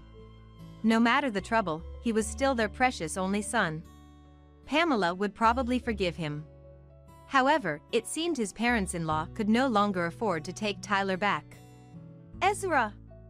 Listen, my mother is the worst. She's been dipping into our savings. She lectured me with tears for using company money, but she was embezzling our home's money too. Tyler, now a stranger to me, came crying. He's changed a lot, shedding his pretense and exposing his shame. Not only Dad, but he sold our family land without my consent. It used to be ours everywhere you looked, and now all that's left is where our house stands. How did he blow through millions? He said it was to cover the company's debts. Tyler looked down sadly for a moment. In the end, it was all on gambling and women. Even Mom, at her age, was doting on some boy. Ridiculous. The money that was supposed to be mine, all gone. There's nothing left for me. Tyler's parents were as foolish as him. Even without my intervention, they would have self-destructed eventually. What's this about boys and women? Someone almost 80-year-old isn't going to be a young person's love interest. Fooled so easily. What about all the money that disappeared? What about my future? I can't even eat anymore. I'm done for. I could see his desire to get back with me. The pitiful Tyler. Indeed, pitiful. A family that only thinks of themselves. Getting back with Tyler? Never, even if the world turned upside down. I avoided him as much as possible since he was so persistent. Eventually, Tyler's company fell apart, and the next thing I knew, there was a new president. I don't know who the new president is, but it's definitely not Tyler. Tyler hit rock bottom and stopped bothering me. Now, Byron and I are living, supporting each other. I got enough money from Tyler before he hit rock bottom, and I'm working too, so there are no worries about the future. The struggle for financial independence before divorcing Tyler was worth it. Mom, stay with me until morning. One night, as Byron and I went to bed, he gently held my hand. See, Mom, you always leave after I fall asleep. I want you to stay beside me. He noticed I was leaving his side, though I thought he was sound asleep. I was just finishing up some leftover chores. A little pile of laundry, a messy room, no big deal. Even if there's no homemade nutritious meal, a hot dog from the hot dog stand can be a special treat. All right. I'll stay beside you. Byron doesn't need everything to be perfect. He just wanted my warmth. You're warm. I wonder how long Byron will hold my hand while sleeping. His peaceful sleeping face always soothes me. My wedding, in a way, has become the stuff of legends. Go figure, no one's ever had a wedding like mine before. My name is Erica. I'm a 20-year-old office worker. My fiancé John works in sales for one of our business partners. We met during a company mixer and hit it off, dating for about a year and a half. He proposed and now we live together in the apartment I originally had. We wanted our wedding day to coincide with the anniversary of when we started dating, but that day fell on a weekday. So we decided to get married on the weekend and make our legal registration on our actual anniversary. I'd always had a dream wedding in mind, so planning came easily to me. Of course, I asked for John's input, but he's pretty laid back about it, saying I could decide everything as long as we stick to a budget. Planning things by myself was fun, so I didn't mind that John was busy with work. That's because it's fun. I never thought this would backfire. Before we knew it, the big day was almost here. "John, what time are we leaving tomorrow?" While playing a game on his phone, John replied, "Whatever you decide, just wake me up an hour before." Classic John. He's indecisive, leaving even minor decisions to me. I've always just gone with it. The next morning, the wedding day had finally arrived. "Hey, wake up, it's time." John checks his phone and mutters, "It's only 6 a.m. "But you said to wake you up an hour before we leave." "I went to bed at 1 a.m., you know." "Not my problem. You stayed up late gaming, that's on you." Plus, I told him yesterday what time we'd leave. "We're supposed to be at the venue by 8:30. It takes a bit over an hour to get there. I plan to leave at 7, which is why I'm waking you up now." Not wanting to argue on our big day, I explained my calculations, and John reluctantly got up. He kept complaining of being tired, so I drove us to the venue. Traffic was lighter than expected, so we arrived with time to spare. "We could have slept for another 30 minutes, John griped. The nerve. He'd been sleeping in the passenger seat the whole way, but I let it go. Once I was in my wedding gown, my spirits lifted. It was a dress of my dreams. John walked into the room and for once told me, "You look beautiful." The compliment made the morning's issues vanished, but then at the reception, something unbelievable happened. The ceremony went smoothly, and we transitioned to the reception hall. John seemed relaxed now, even cheerful. He was letting the bosses from his work pour him drink after drink. "John, don't overdo it with the alcohol," I whispered, and he ignored me. In the middle of conversations, John suddenly stood up and started walking. To my astonishment, he grabbed the microphone from the MC and began to speak. "I've got something to announce to everyone here." Clearly drunk, slurring his words, he's hard to understand. I try to intervene, but I'm stopped by my sister Jean, who's been pouring the drinks. All eyes are on John. "Starting today, I'm going to be the best husband ever." Relieved, I thought he would say something outrageous. But then his words take a disturbing turn. "I'm gonna start by training my wife." John points at me. "Starting tomorrow, you're moving into my parents' home. Don't think you can leech off me just because we are married. We are still gonna both work." The room, once silent, begins to stare. My sister Jean, who's filming this, is beside me. "What? What's this about leaving his family? Is this a thing?" I shake my head in confusion. His family does live in the same state, but it's a considerable distance. Commuting would be a nightmare. We had talked about looking for a new place nearby after the wedding, so why is he saying this now? As I contemplate this, John's rant continues. "A housewife is a leech. I'm the breadwinner here, so you better do your part. Contribute to the household finances. I'll save what I earn. What is this guy talking about? His rumblings are so far-fetched. I can't keep up. He's gesturing wildly, clearly pleased with himself. The MC, who has lost control of the microphone, frantically asks staff to bring another, but John ignores it and continues. Of course, all the housework is your job. Within a year, give birth, and then it's straight back to work. I want 2 kids, so make sure they're twins so you won't have to take another leave. What? You can just decide to have twins. What's gotten into this guy? Melvin, John's father, breaks through the crowd to restrain him. John shrugs him off and keeps on going. Erica, from today, you're my wife. You should feel grateful. Something inside me clicks. I catch my father's eye as he moves closer, visibly angry. When I gestured to him, my father sighed and said something. Should we leave? That's what he said. Yes. I stand up and yell.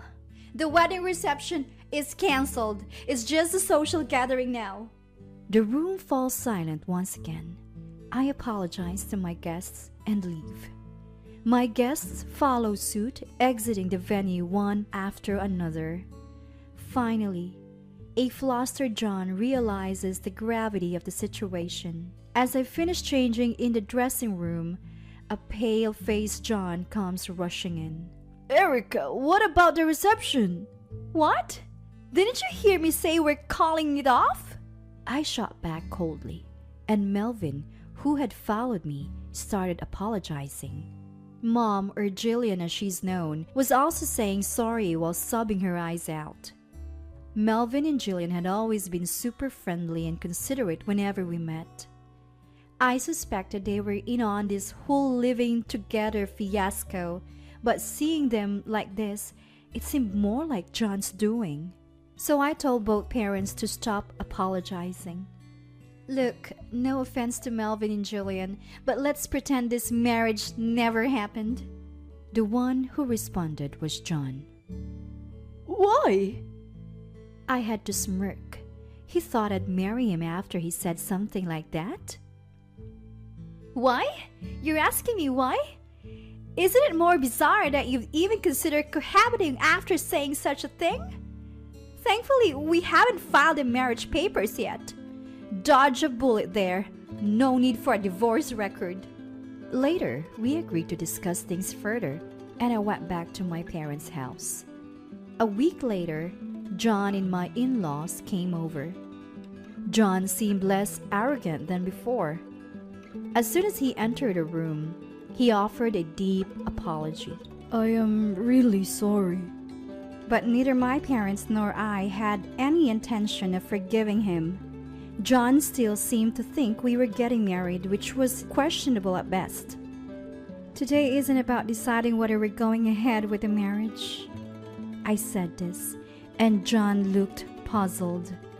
If he doesn't get it, I have to spell it out for him. There's no way I'm marrying you. John's face turned pale, and he started to panic. Why? What changed? I sighed and started playing a video that my sister Jean had captured for me. Of course, it included that scene. Watching it, John's face hardened and his complexion worsened.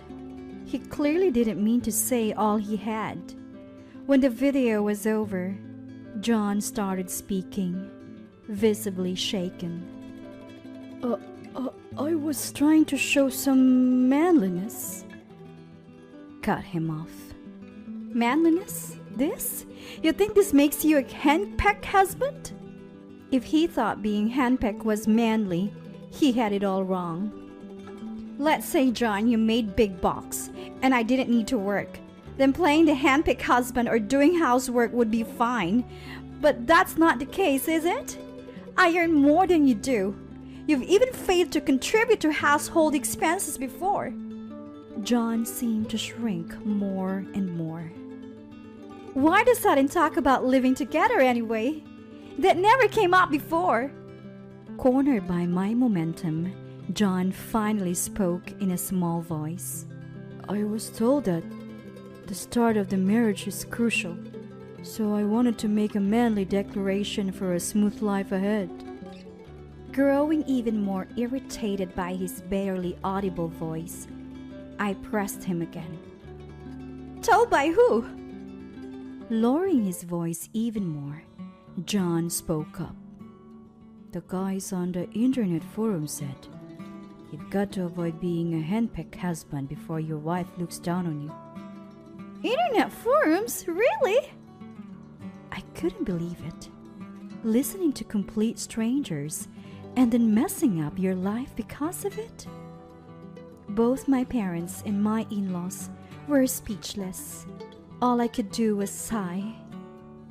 I thought it was strange how much he was on his phone lately, but I had no idea he was taking in all this nonsense. You really messed up our wedding, you know. I want you to cover all the expenses and pay a breakup fee. Plus, I've been paying the rent until now. I want you to cover your share from the time you moved in. It seemed money was the only solution left. I listed out all my conditions to John, and he did a complete 180. What? What should I pay? I never wanted a wedding ceremony. This was all you're doing, Erica. I was taken aback by his sudden change, but I couldn't back down now. We agreed on this together. We even split the cost and planned the budget. You never took responsibility for anything important, always leaving it to me. You don't trust me. You're just lazy. He had nothing to say to that. You can even handle your alcohol. Remember getting mugged when you were drunk? Or how about the time you missed your train because you got wasted at a work party? How could you be so reckless at your own wedding ceremony? I finally realized something important. I had things I liked about John, but I never knew I had so many grievances. If we had gone ahead and gotten married, what would have happened? As much as I regret the breakup, maybe it's better than regretting a marriage. Once I thought about it like that, any lingering feelings vanished. I'm canceling the lease on the apartment. Get your stuff out immediately. I'll be invoicing you for half of all the past rent and utilities. If you don't like it, I'll bring in a lawyer. What's it gonna be? John resisted, but then Melvin, who had been silent, spoke up. Enough is enough. Erica is right. I never thought you'd be so irresponsible. You're going back to your parents' home, and you will pay Erica what you owe her. And so my in-laws apologized to me. In the end, they took John back home and agreed to manage his finances. We settled the financial matters without lawyers. Melvin was scary when he was mad. John tearfully agreed. You're going to pay the full amount, understood? I emphasized one more time.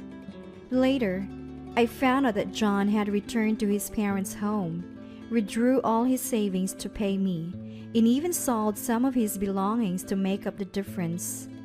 I agreed to let him pay in installments, and each month, under Melvin's watchful eye, the money is deposited into my account on John's payday. Word spread like wildfire at John's workplace, where many colleagues and bosses had attended our wedding. His boss, who has a daughter my age, said he'd never forgive John for treating a woman like that, and now ignores him outside of work duties. His co-workers are no longer on his side either. John used to come to my office too. That's all been stopped, and I haven't seen him since. Being single might have its downsides, but it's way better than a bad marriage. Nowadays, I'm enjoying life. Going on girls' trips, hanging out with colleagues, and just having a good time. In retrospect, not getting married was definitely the right choice. Ow, what's the deal with this pizza? There's a bug in it! Ah, disgusting. You think you can serve this to my wife? Pay up, you owe us. Joey and Lily, our second son and daughter-in-law, were causing a scene at a local pizza place we know. I walked in to try and mediate. You listen up. We have some pull with a local gang, so don't underestimate us, Granny. Not only did they call me Mom, a granny, but they are connected to a gang? This statement from Joey and Lily led to an unexpected turn of events. I'm Sally, 70, and my husband Tom is 72. We're just a couple enjoying our retirement years. We have 2 sons, both married, with families of their own and living independently. Our elder son Kevin and his wife Sarah live far away, so we're lucky to see them 2 or 3 times a year. Kevin and Sarah are kind-hearted and earnest. They always bring joy and entertainment into our lives. It's hard to tell what's more exciting, seeing Kevin and Sarah or receiving their unique gifts from afar. Joey and Lily live in the same town as us, but they rarely visit. It feels like there's a growing distance between us. Joey married young, well before what society might consider the right age. At the time, Lily was the queen bee of a group of rebellious young women, a perfect delinquent. She loved being the center of attention and had a penchant for flamboyance and wastefulness. Over time, Joey began to adopt Lily's bad habits, and they both became pathologically extravagant spenders. They have no intention of having children. They live for the pleasure of the moment. Several times, I've tried to offer some advice, but they'd retort, "Shut up, you old-fashioned hag. Youth is fleeting, you know. We can't be bogged down by kids." Their verbal abuse eventually wore me down, and I gave up. As the time passed, I began to avoid them. Neither side has made any effort to bridge the gap since. Then, one day, I noticed our neighbors whispering and casting glances my way. Did I do something to bother them? I couldn't recall. Still, the whispers continued, so I cornered one of the neighbors, Lucy, to find out why. Initially, she wouldn't meet my eye and seemed to be trembling. "I'm sorry if this is a misunderstanding. Did I do something to you? I have no memory of scaring anyone, but it's common for the one who's wrong to remember and the wrongdoer to forget." Finally, Lucy spoke up. "No, it's not you. It's about your second son, Joey." She looked around nervously and whispered, "Is it true that Joey is involved with a gang?" I couldn't believe it, but then I remembered Lily used to be a leader of a female delinquent gang. I rushed to Joey and Lily's home, but they weren't there, so I decided to look around the area. This wasn't some trivial rumor to brush off for another time. If they're really involved with a gang, it could be a problem for more than just them. Imagine someone from your own family being involved in a gang. I thought about consulting my husband, but involving Dad might just make things worse. Maybe they'll open up a little if it's just me, Mom. Joey and Lily live in the same neighborhood as us, so I shouldn't need to search too far. I started walking, checking places Joey might go one by one. I passed by the pizzeria my husband and I still frequent. And there, I see a familiar man and woman arguing with the owner. "What's the deal with the bug in my pizza?" "What did you do to my wife, huh?" It's Joey and Lily. They are yelling, ready to pounce on the owner at any moment. The owner is someone we've known for years, someone we chat with like a friend, even outside of the shop. We've even been here with Joey when he was a kid. How could they do this to such a person? I entered the shop to mediate. What are you doing? The owner here is very hygienic. Stop making baseless claims. Shut up. Mind your own business, old lady. My precious wife almost got sick. Yeah, if I had eaten that bug, I might have become infertile. You old people should worry. You're the ones suffering from a low birth rate. I looked at the supposed bug, and it was too big to have just accidentally ended up there. Clearly, it was a planned complaint. If a bug this big was on the surface, you'd notice, wouldn't you? Old people can't see well. Maybe it looked like a mosquito or something. This is clearly the restaurant's fault. You'll be compensating us, trust me. A cockroach looks like a mosquito? That's just ridiculous. How about we check the security footage to prove you didn't plant it? I pointed to the security camera in the store. But then, security camera? Listen here, old lady. Let me make you clear so even your aging ears can hear. We're part of a gang. You know what happens if you piss us off, right? Now back off, you old hag.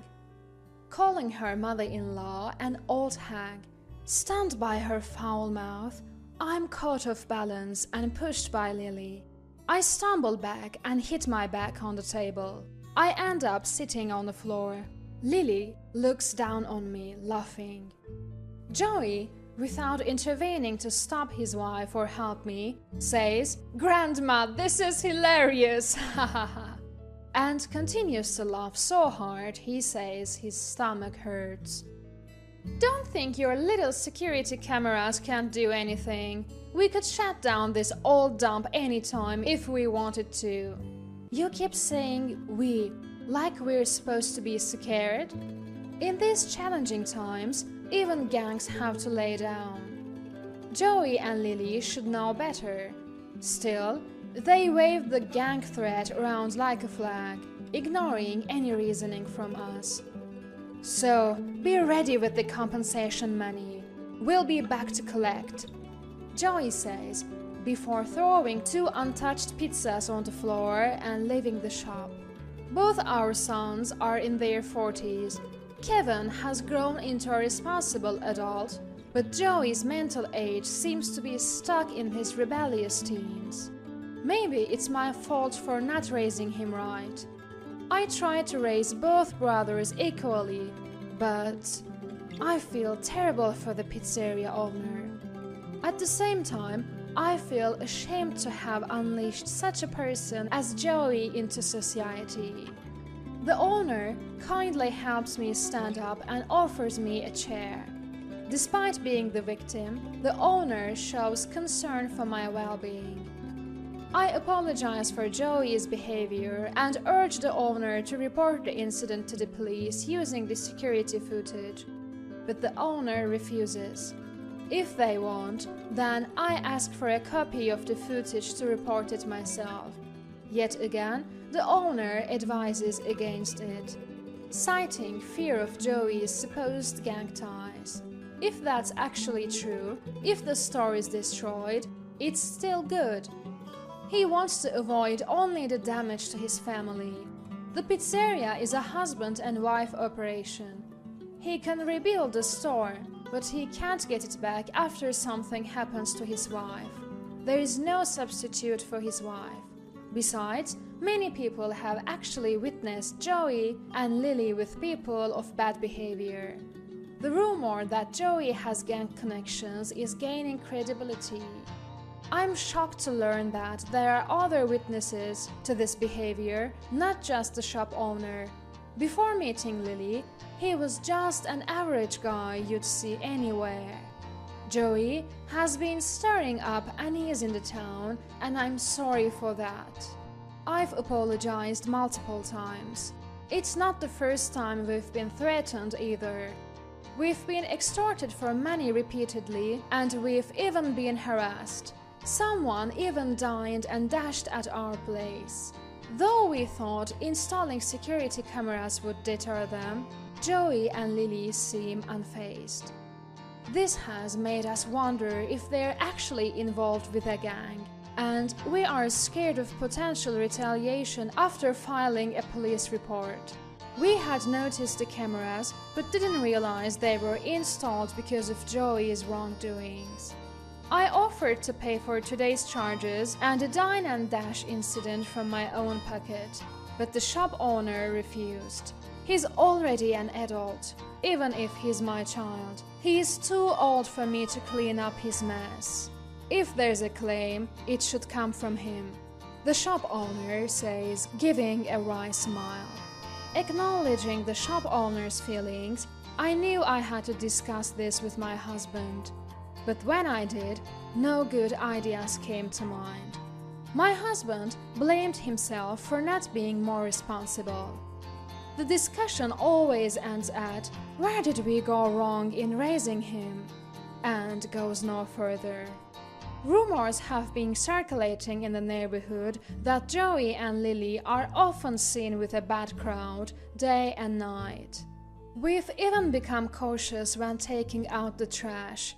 One day, when the stress started taking a toll on me, Joey and Lily suddenly showed up at our home. "Sorry, Mom, I was wrong. The gang world is terrifying. I was only looking at the surface level coolness." Thinking gangs are cool is a problem in itself, but Joey seems to have felt their terror firsthand. He's severed ties with them. He's decided to turn his life around. Joey apologized sincerely, almost in tears. He bowed his head to the floor, asking for a fresh start from his childhood home. My husband remained silent. His silence meant, "Do as you wish." If my husband forgives Joey, then so will I. And I decided to help Joey start anew. We thought Joey and Lily had turned over a new leaf, and we welcomed them back into our lives. They seemed like completely different people, always kind to us and frequently complimenting others. It was heartwarming to think how far these two had come, especially when they used to belittle and mistreat us so much. Lily even complimented the home decor that I'd been so indecisive about, saying she'd love to collaborate on decorating when they get their new place. The closeness we were finally experiencing made me forget all the previous grievances. Feeling refreshed, we decided it was high time for a family vacation. I booked everything through a travel agency, intending to surprise Joey and Lily. But when my husband and I got to the agency, guess who we saw at the counter? Joey and Lily. Were they also planning a trip? It would not be a surprise if the place we go to is covered with them. I wondered how to eavesdrop without being noticed, just as an agency's staff stepped away. That's when Joey and Lily started saying some truly shocking things. "We may be sending our old inactive parents on a vacation to rob their safe, but isn't that a bit expensive? I wish they'd go abroad for at least a week. If they couldn't come back due to the plane crash or something, that would be a real win.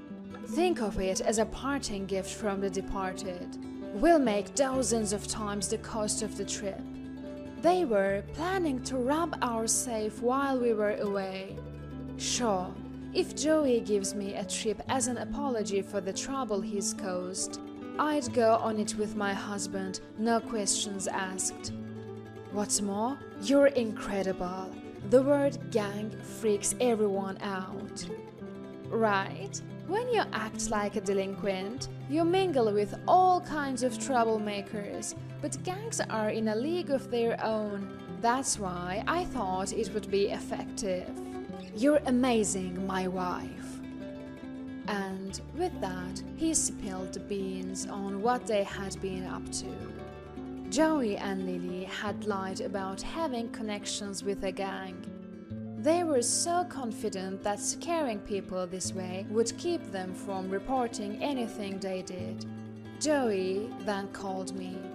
When I answered the phone, it was, "I'm thinking of giving you a trip as an apology for everything up to now. I'm about to book the tour." I humored him over the phone while heading back home. I was hoping it was just talk, but I now knew they were serious. To go to such lengths for what's in the safe. Even though he is my child, it scared me. A cold shiver ran down my spine and a clammy sweat formed on my forehead. I returned home and locked every door. I went above and beyond to secure even the small windows in the house. That's how scary Joey and Lily were. What should we do now? Without saying a word, my husband picked up our landline and started consulting with the police. Turns out there were other complaints about Joey, and the police sensed something serious from my husband's description. They asked if we could come down to the station, but I voiced my fear that Joey and Lily might act any moment now. They assured us that criminals like these wouldn't easily change their plans, so we promptly headed to the police station. After talking it over, we agreed to act as if we didn't suspect Joey and Lily's plan. We'd spent almost an entire day away from home to help speed up their operation, essentially serving as bait for an undercover investigation. Unaware of this, Joey and Lily cheerfully started talking about taking a vacation. "Don't worry about money, just enjoy yourselves," they said. I told them we had to suddenly visit my husband's parents up north, where it's too far for a day trip. Joey and Lily responded, "Wish we could go with you if we didn't have work." Lately, they had been going out, claiming they found jobs. I had thought they were genuinely working, but now it all seemed suspicious. The day came. Unaware that undercover agents were posing as locals, Joey and Lily left for work as usual. We followed shortly, carrying our travel bags. We got into a police wagon and watched. Soon enough, Joey and Lily, who were supposed to be at work, returned home. We had given them a spare key just in case, but it was a fake key provided by the police. I was worried they might catch on, but was assured they'd likely stage a break-in to cover their tracks. Sure enough, despite having a key, Joey and Lily broke the window to get in. The moment they did, they were surrounded by the undercover agents and arrested. After witnessing this, we headed to the pizza place with the police. I requested them to hand over the surveillance footage to the police, explaining that Joey's claim about being connected to a gang was a lie. The owner, relieved, handed over the footage, grateful to let go of the tension he'd been carrying. "We've got it from here," said the police. I requested them to hand over the surveillance footage, gathering additional evidence of harassment and unlawful detention from the footage and other tips they had received. Joey, now caught red-handed for attempted theft, was found guilty of multiple other crimes, including burglary and blackmail. Word spread fast, and soon enough, our address was even exposed on social media. We got some harsh comments too, but ever since the incident, Kevin and Sarah have been calling almost daily, concerned for our well-being. We'd been invited to live with Kevin and Sarah several times, but we kept turning it down. we felt responsible for Joey's actions, even if he was an adult. We thought it was our duty to sincerely apologize to the neighbors we'd inconvenienced and to take responsibility for raising Joey to be the person he became. But Kevin told us we were wrong. It wasn't our fault for Joey's decisions, including his life of crime and marrying a former delinquent. After being persistently convinced, we made the decision to leave the town we'd lived in for so many years and move to where Kevin and Sarah lived. On the day we left, we were surprisingly seen off by the owner of the pizzeria Joey had victimized, as well as other community members. Kids don't always turn out the way you want. They encouraged us. So, they encouraged me not to feel responsible and to live happily in the new place. Afterwards, Joey and Lily were sentenced to prison time after their numerous crimes were confirmed. We heard they ended up divorcing while incarcerated, but that's none of our business anymore. We've decided not to visit and have no plans to see them even if they are released. They are adults and should bear the consequences of their actions and live life on their own terms. Even if they ask for help, we've decided not to lend a hand. Now, we are living in Kevin and Sarah's condo, and they've been nothing but good to us. We've even quickly bonded with the grandchildren we seldom got to see. We've managed to regain a peaceful and happy life in our new setting. Something's off. In the locker room at work, my colleague Stephanie spoke up. When I asked what happened, she said that she didn't have enough money in her wallet. Come to think of it, I felt the same way recently, but I thought maybe I just miscalculated because I had locked it. We both tilted our heads in confusion. My name is Jennifer. I'm a 42-year-old part-time worker and a housewife. I live with my husband and child. I've been working at the supermarket for 5 years. The workplace is a small supermarket. The owner started the store, and there are 2 other supermarkets of the same scale.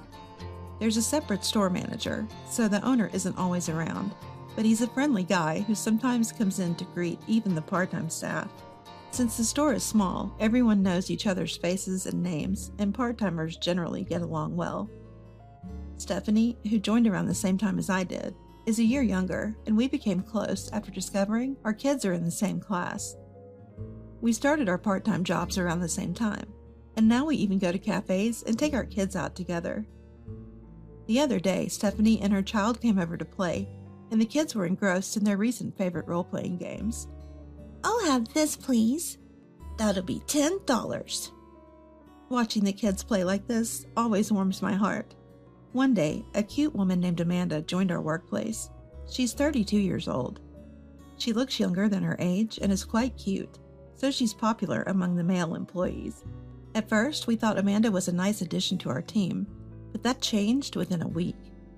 While she keeps up her pleasant demeanor around the male employees, her attitude toward us is terrible. She readily blames her mistakes on us and often chats with the male employees instead of working. Although no one from the staff has addressed this, we've decided just to focus on our own work. We've even mentioned it to the store manager, but nothing came of it. Amanda is married, but apparently doesn't have children. I'm not particularly interested, so I don't know much more than that. However, I recently found out she likes the bakery next door. Next to the supermarket, there's a small bakery run by a husband and wife team, and I often stop by to pick up some bread on my way home from work. The bread is delicious and affordable, making it easy on the family budget. Plus, the kids absolutely love it. I've run into Amanda there before. Even though our eyes met when I greeted her, she ignored me, so I've decided not to speak to her anymore. Despite this, while I was eating lunch in the break room, Amanda came in with the store manager. "Hey Jennifer, are you going to the bakery next door again today?" She asked this in a strangely familiar tone. "Huh?" I managed to keep my surprise to myself and responded with a forced smile. Watching all this, the manager turns to Amanda and praises her, saying how amazing it is that she can get along so well with the other part-timers, as if that's something to be praised for, like we're in elementary school or something. Observing all this, I couldn't help but feel that the manager and Amanda seemed oddly close. I wanted to say, you know, she always ignores me, even when I say hello, but I decide not to. No need to make an enemy. When men are around, Amanda suddenly becomes friendly to us as well. To those who don't know the situation, it might even seem like she's everyone's idol. From our perspective, it's hard to see why, but I suppose some people are easily fooled. Sometime later, as I was finishing my part-time shift and opening my locker, Stephanie, who had also entered the locker room, spoke up. "Huh, that's odd." She was looking through her wallet, and out of concern, I asked her what was wrong. "What happened?" Stephanie mentioned that she felt like some money was missing. Come to think of it, I had a similar feeling the other day. But the only places I would leave my wallet are at home or in this locker room. I always lock my locker, so it's hard to believe a family member would take it. So I had brushed it off as a misunderstanding. Upon telling Stephanie about this, we both grew uneasy. Theft in such a small supermarket? It's not like our wallets were completely empty. $100 bills and coins were still there. It was just that the number of $10 bills seemed a bit off. We didn't want to cause a commotion over what might just be a misunderstanding. So Stephanie and I decided to keep an eye on the situation and report to each other if anything else happened. We did consult the store manager, but he dismissed it as likely confusion and didn't take it seriously. Since then, we've been cautious not to carry much cash in our wallets.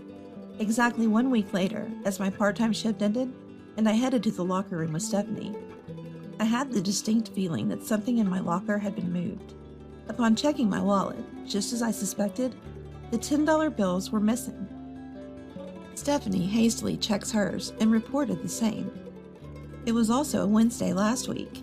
The staff who work on any given day are pretty much fixed, and our supermarket holds sales on Tuesdays. Consequently, customer traffic and staff numbers are generally lower on Wednesdays.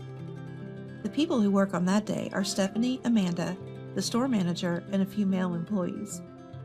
Only Stephanie, Amanda, and I use this women's locker room. Amanda usually leaves a bit before us, so she would have the locker room to herself. It would be possible for her to commit the act. But how? We always lock our lockers. Confused, Stephanie and I decide to head outside for now. As we walk past the bakery next door, during our way home, we see Amanda buying bread. We know she often shops here. I wonder if our money is being spent here, Stephanie said with a sigh mixed in. Indeed, I also sighed, but had an idea as I heard those words. Hey, do you think this is going to continue? I whispered to Stephanie, who reluctantly nodded. Since the amount of money taken each time is small, the perpetrator probably thinks it's going unnoticed. The aim might be to steal a little at a time, over an extended period. That was the conclusion Stephanie and I came to. Stealing larger bills all at once would increase the risk of getting caught, and housewives like us, who are just here for part-time jobs, don't usually carry a lot of cash. It's unclear how much this was premeditated, but leaving the $100 bills, and only taking the $10 bills, seems cunningly smart.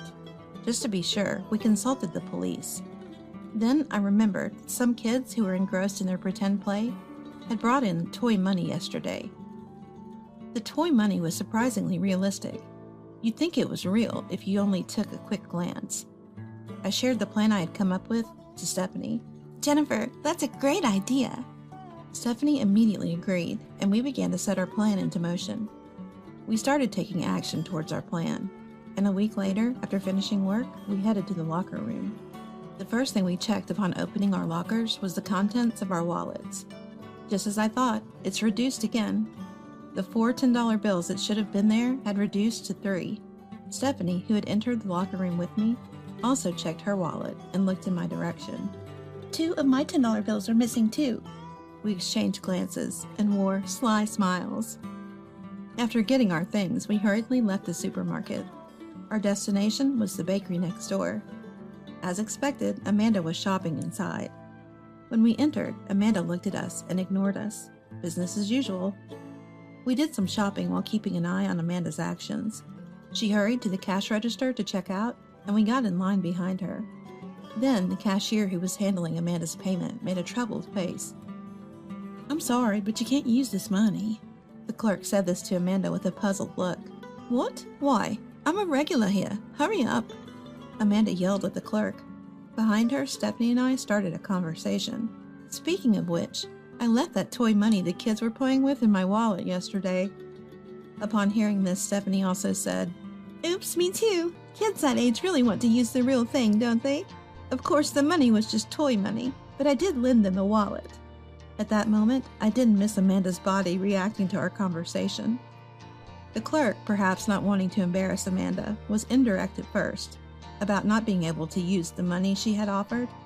But when Amanda didn't get it, the clerk was blunt. "This is toy money, you know. Don't you have any real cash?" Hearing this, Amanda began to panic. She took a close look at the money she had offered and went pale. Then she turns to us and says, "Jennifer, could you lend me some money?" Since there were no other customers around, I asked Amanda, "What's the deal with that toy money, Amanda? You don't have kids, do you?" A flustered Amanda was at a loss for words. I peeked over at the register and said, "Oh, that money looks like what my kids were using. Mind if I take a closer look?" Turning over the toy bills. I found Stephanie's child's name written on one. Flipping another bill, I found my own child's name written. "Amanda, what's the meaning of this?" When I said that and looked at Amanda, she went pale. We briefly explained the situation to the bakery clerk and took Amanda outside. "Would you care to explain?" Confronted, Amanda glared at us. "You tricked me, didn't you?" Hearing this, we both laughed. "Well, perhaps, but isn't the real wrongdoing stealing someone else's money in the first place?" Upon being questioned, Amanda incredibly began to brazen it out. "It's just $10. You're calling that stealing?" Stephanie and I exchanged glances at her words. "Just $10. What kind of nerve do you have to say something like that? Whether it's $1 or $5, theft is theft. Even so, making me lose face like that in public?" Amanda glared at us, but seemed to be at a loss for words. We put a lot of thought into this. At first, we thought maybe we were mistaken about the contents of our wallets. But both Stephanie and I noticed similar things happening multiple times, and they always coincided with days you'd come into work before leaving early. So we thought something was up. We noticed that you always shop at this bakery on your way home, and since they only accept cash, we put toy money in our wallets. We didn't think you'd actually try to use it without noticing. We thought you'd realize and stop stealing, but that wasn't the case. At my words, Stephanie also laughed. Amanda glared at us, but seemed at a loss for words. I continued. "When we first noticed, we spoke to the manager, but he brushed it off as a misunderstanding. That seemed odd to us. Is he an accomplice? Because we lock our lockers, and the only person managing the spare keys is the manager. Did you use that to open our lockers without permission?" I wondered if the manager was just ignoring me because he thought it was too much trouble. But if he's complicit, I can see why he'd insist it's a misunderstanding. But given Amanda's visible discomfort, we might not be far off. If you apologize and return the stolen money now, we might be willing to forgive you. We gave her the option, but she didn't seem inclined to apologize. Amanda retorted, "You don't have any proof that I did it. This money was given to me." Then she stormed off, glaring at us. We had consulted the police about this, so we thought about withdrawing the complaint if Amanda apologized and returned the money. But after seeing her attitude, we were fed up. Moreover, the money exchange at the bakery could serve as solid proof, and yet she claimed it was given to her. But if that was really the case, then who would be the perpetrator? A few days later, while Stephanie and I were at work, the police showed up. The manager and Amanda were also in the back room. We had consulted the police, so they came to investigate. Amanda, perhaps scared by the police, admitted to the theft. Amanda's husband flew in, pleading with us to drop the charges in exchange for a settlement payment. There were others who had been robbed, but because the amounts were small, everyone agreed to settle. The ones who suffered the most were Stephanie and me, likely because our work schedules made it easier for us to be targeted. During the police interrogation, questions arose about how Amanda had gotten hold of the spare keys. The manager insisted he had no idea, that Amanda acted alone. But since he was the one managing the spare keys, it wasn't something a part-time worker could just take. I thought perhaps the manager, as an accomplice, had decided to throw Amanda under the bus. But what I learned later was unexpected. I had been intrigued by Amanda's earlier statement that the money was given to her, so I decided to ask her directly. You said the money was given to you. Does that mean the manager actually stole the money and you just received it from him? We had assumed Amanda was the definite thief, but the theft happened inside the locker room, where there was no surveillance camera, and the moment of the crime was not captured. I didn't intend to defend Amanda, but if there was an accomplice, blaming her alone wouldn't sit well with me, and I wanted to clear up any uncertainties. Upon hearing my question, Amanda looked down, and the manager, who saw this, became furious. Are you trying to pin this on me? You're the one who stole it. Amanda also erupted in anger. You're the one who said we should go out and have some fun with the stolen money. You gave me the spare key. You're the one who told me to shop at the bakery next door because you like it. Amanda suddenly confessed. Listening to her, it appeared that she and the manager had been having an affair. It made me feel sorry for Amanda's husband, who had to hear all this in public. However, Amanda's husband seemed to be around my age and was very composed. He had suspected the affair and said he would insist on compensation, but was not considering divorce at the moment. He would monitor the situation until the settlement and compensation money were fully paid. Just when we thought this was the end of the matter, a few days later, the manager's wife stormed in. To be precise, he was now the former manager. By the time the police arrived, the president of the company had learned about the incident and immediately demoted the manager. We're not sure what the president's plan is to do next, but for now, the manager hasn't been fired. He's been instructed to properly hand over his managerial duties. The wife who stormed in apparently called the former manager and Amanda to ask for compensation. I initially thought Amanda would quit the supermarket, but her husband told her to continue working until she finds another job, so she's still here. Because the former manager's wife came in during business hours, the regular customers also got wind of the situation. Plus, she also explained the situation to the couple who run the bakery next door, so the rumor has spread there as well. Amanda and the former manager have become somewhat infamous. Eventually, Amanda found the situation too uncomfortable and ended up quitting. According to the part-time staff network, someone spotted her working at a restaurant near the next station over. The former manager is still showing up for work, as he is in the midst of handing over his responsibilities, but he looks worn out, presumably due to the unfolding divorce proceedings. Rumor has it he'll quit once the handover is complete, so we'll likely only see him for a few more days. We've received the settlement money, and it's a relief to know we weren't wrong in our suspicions. I have to thank the kids for playing pretend. It gave me the idea for the sting operation. To show my gratitude, I'll stop by the bakery next door today and buy the kids' favorite bread to bring home.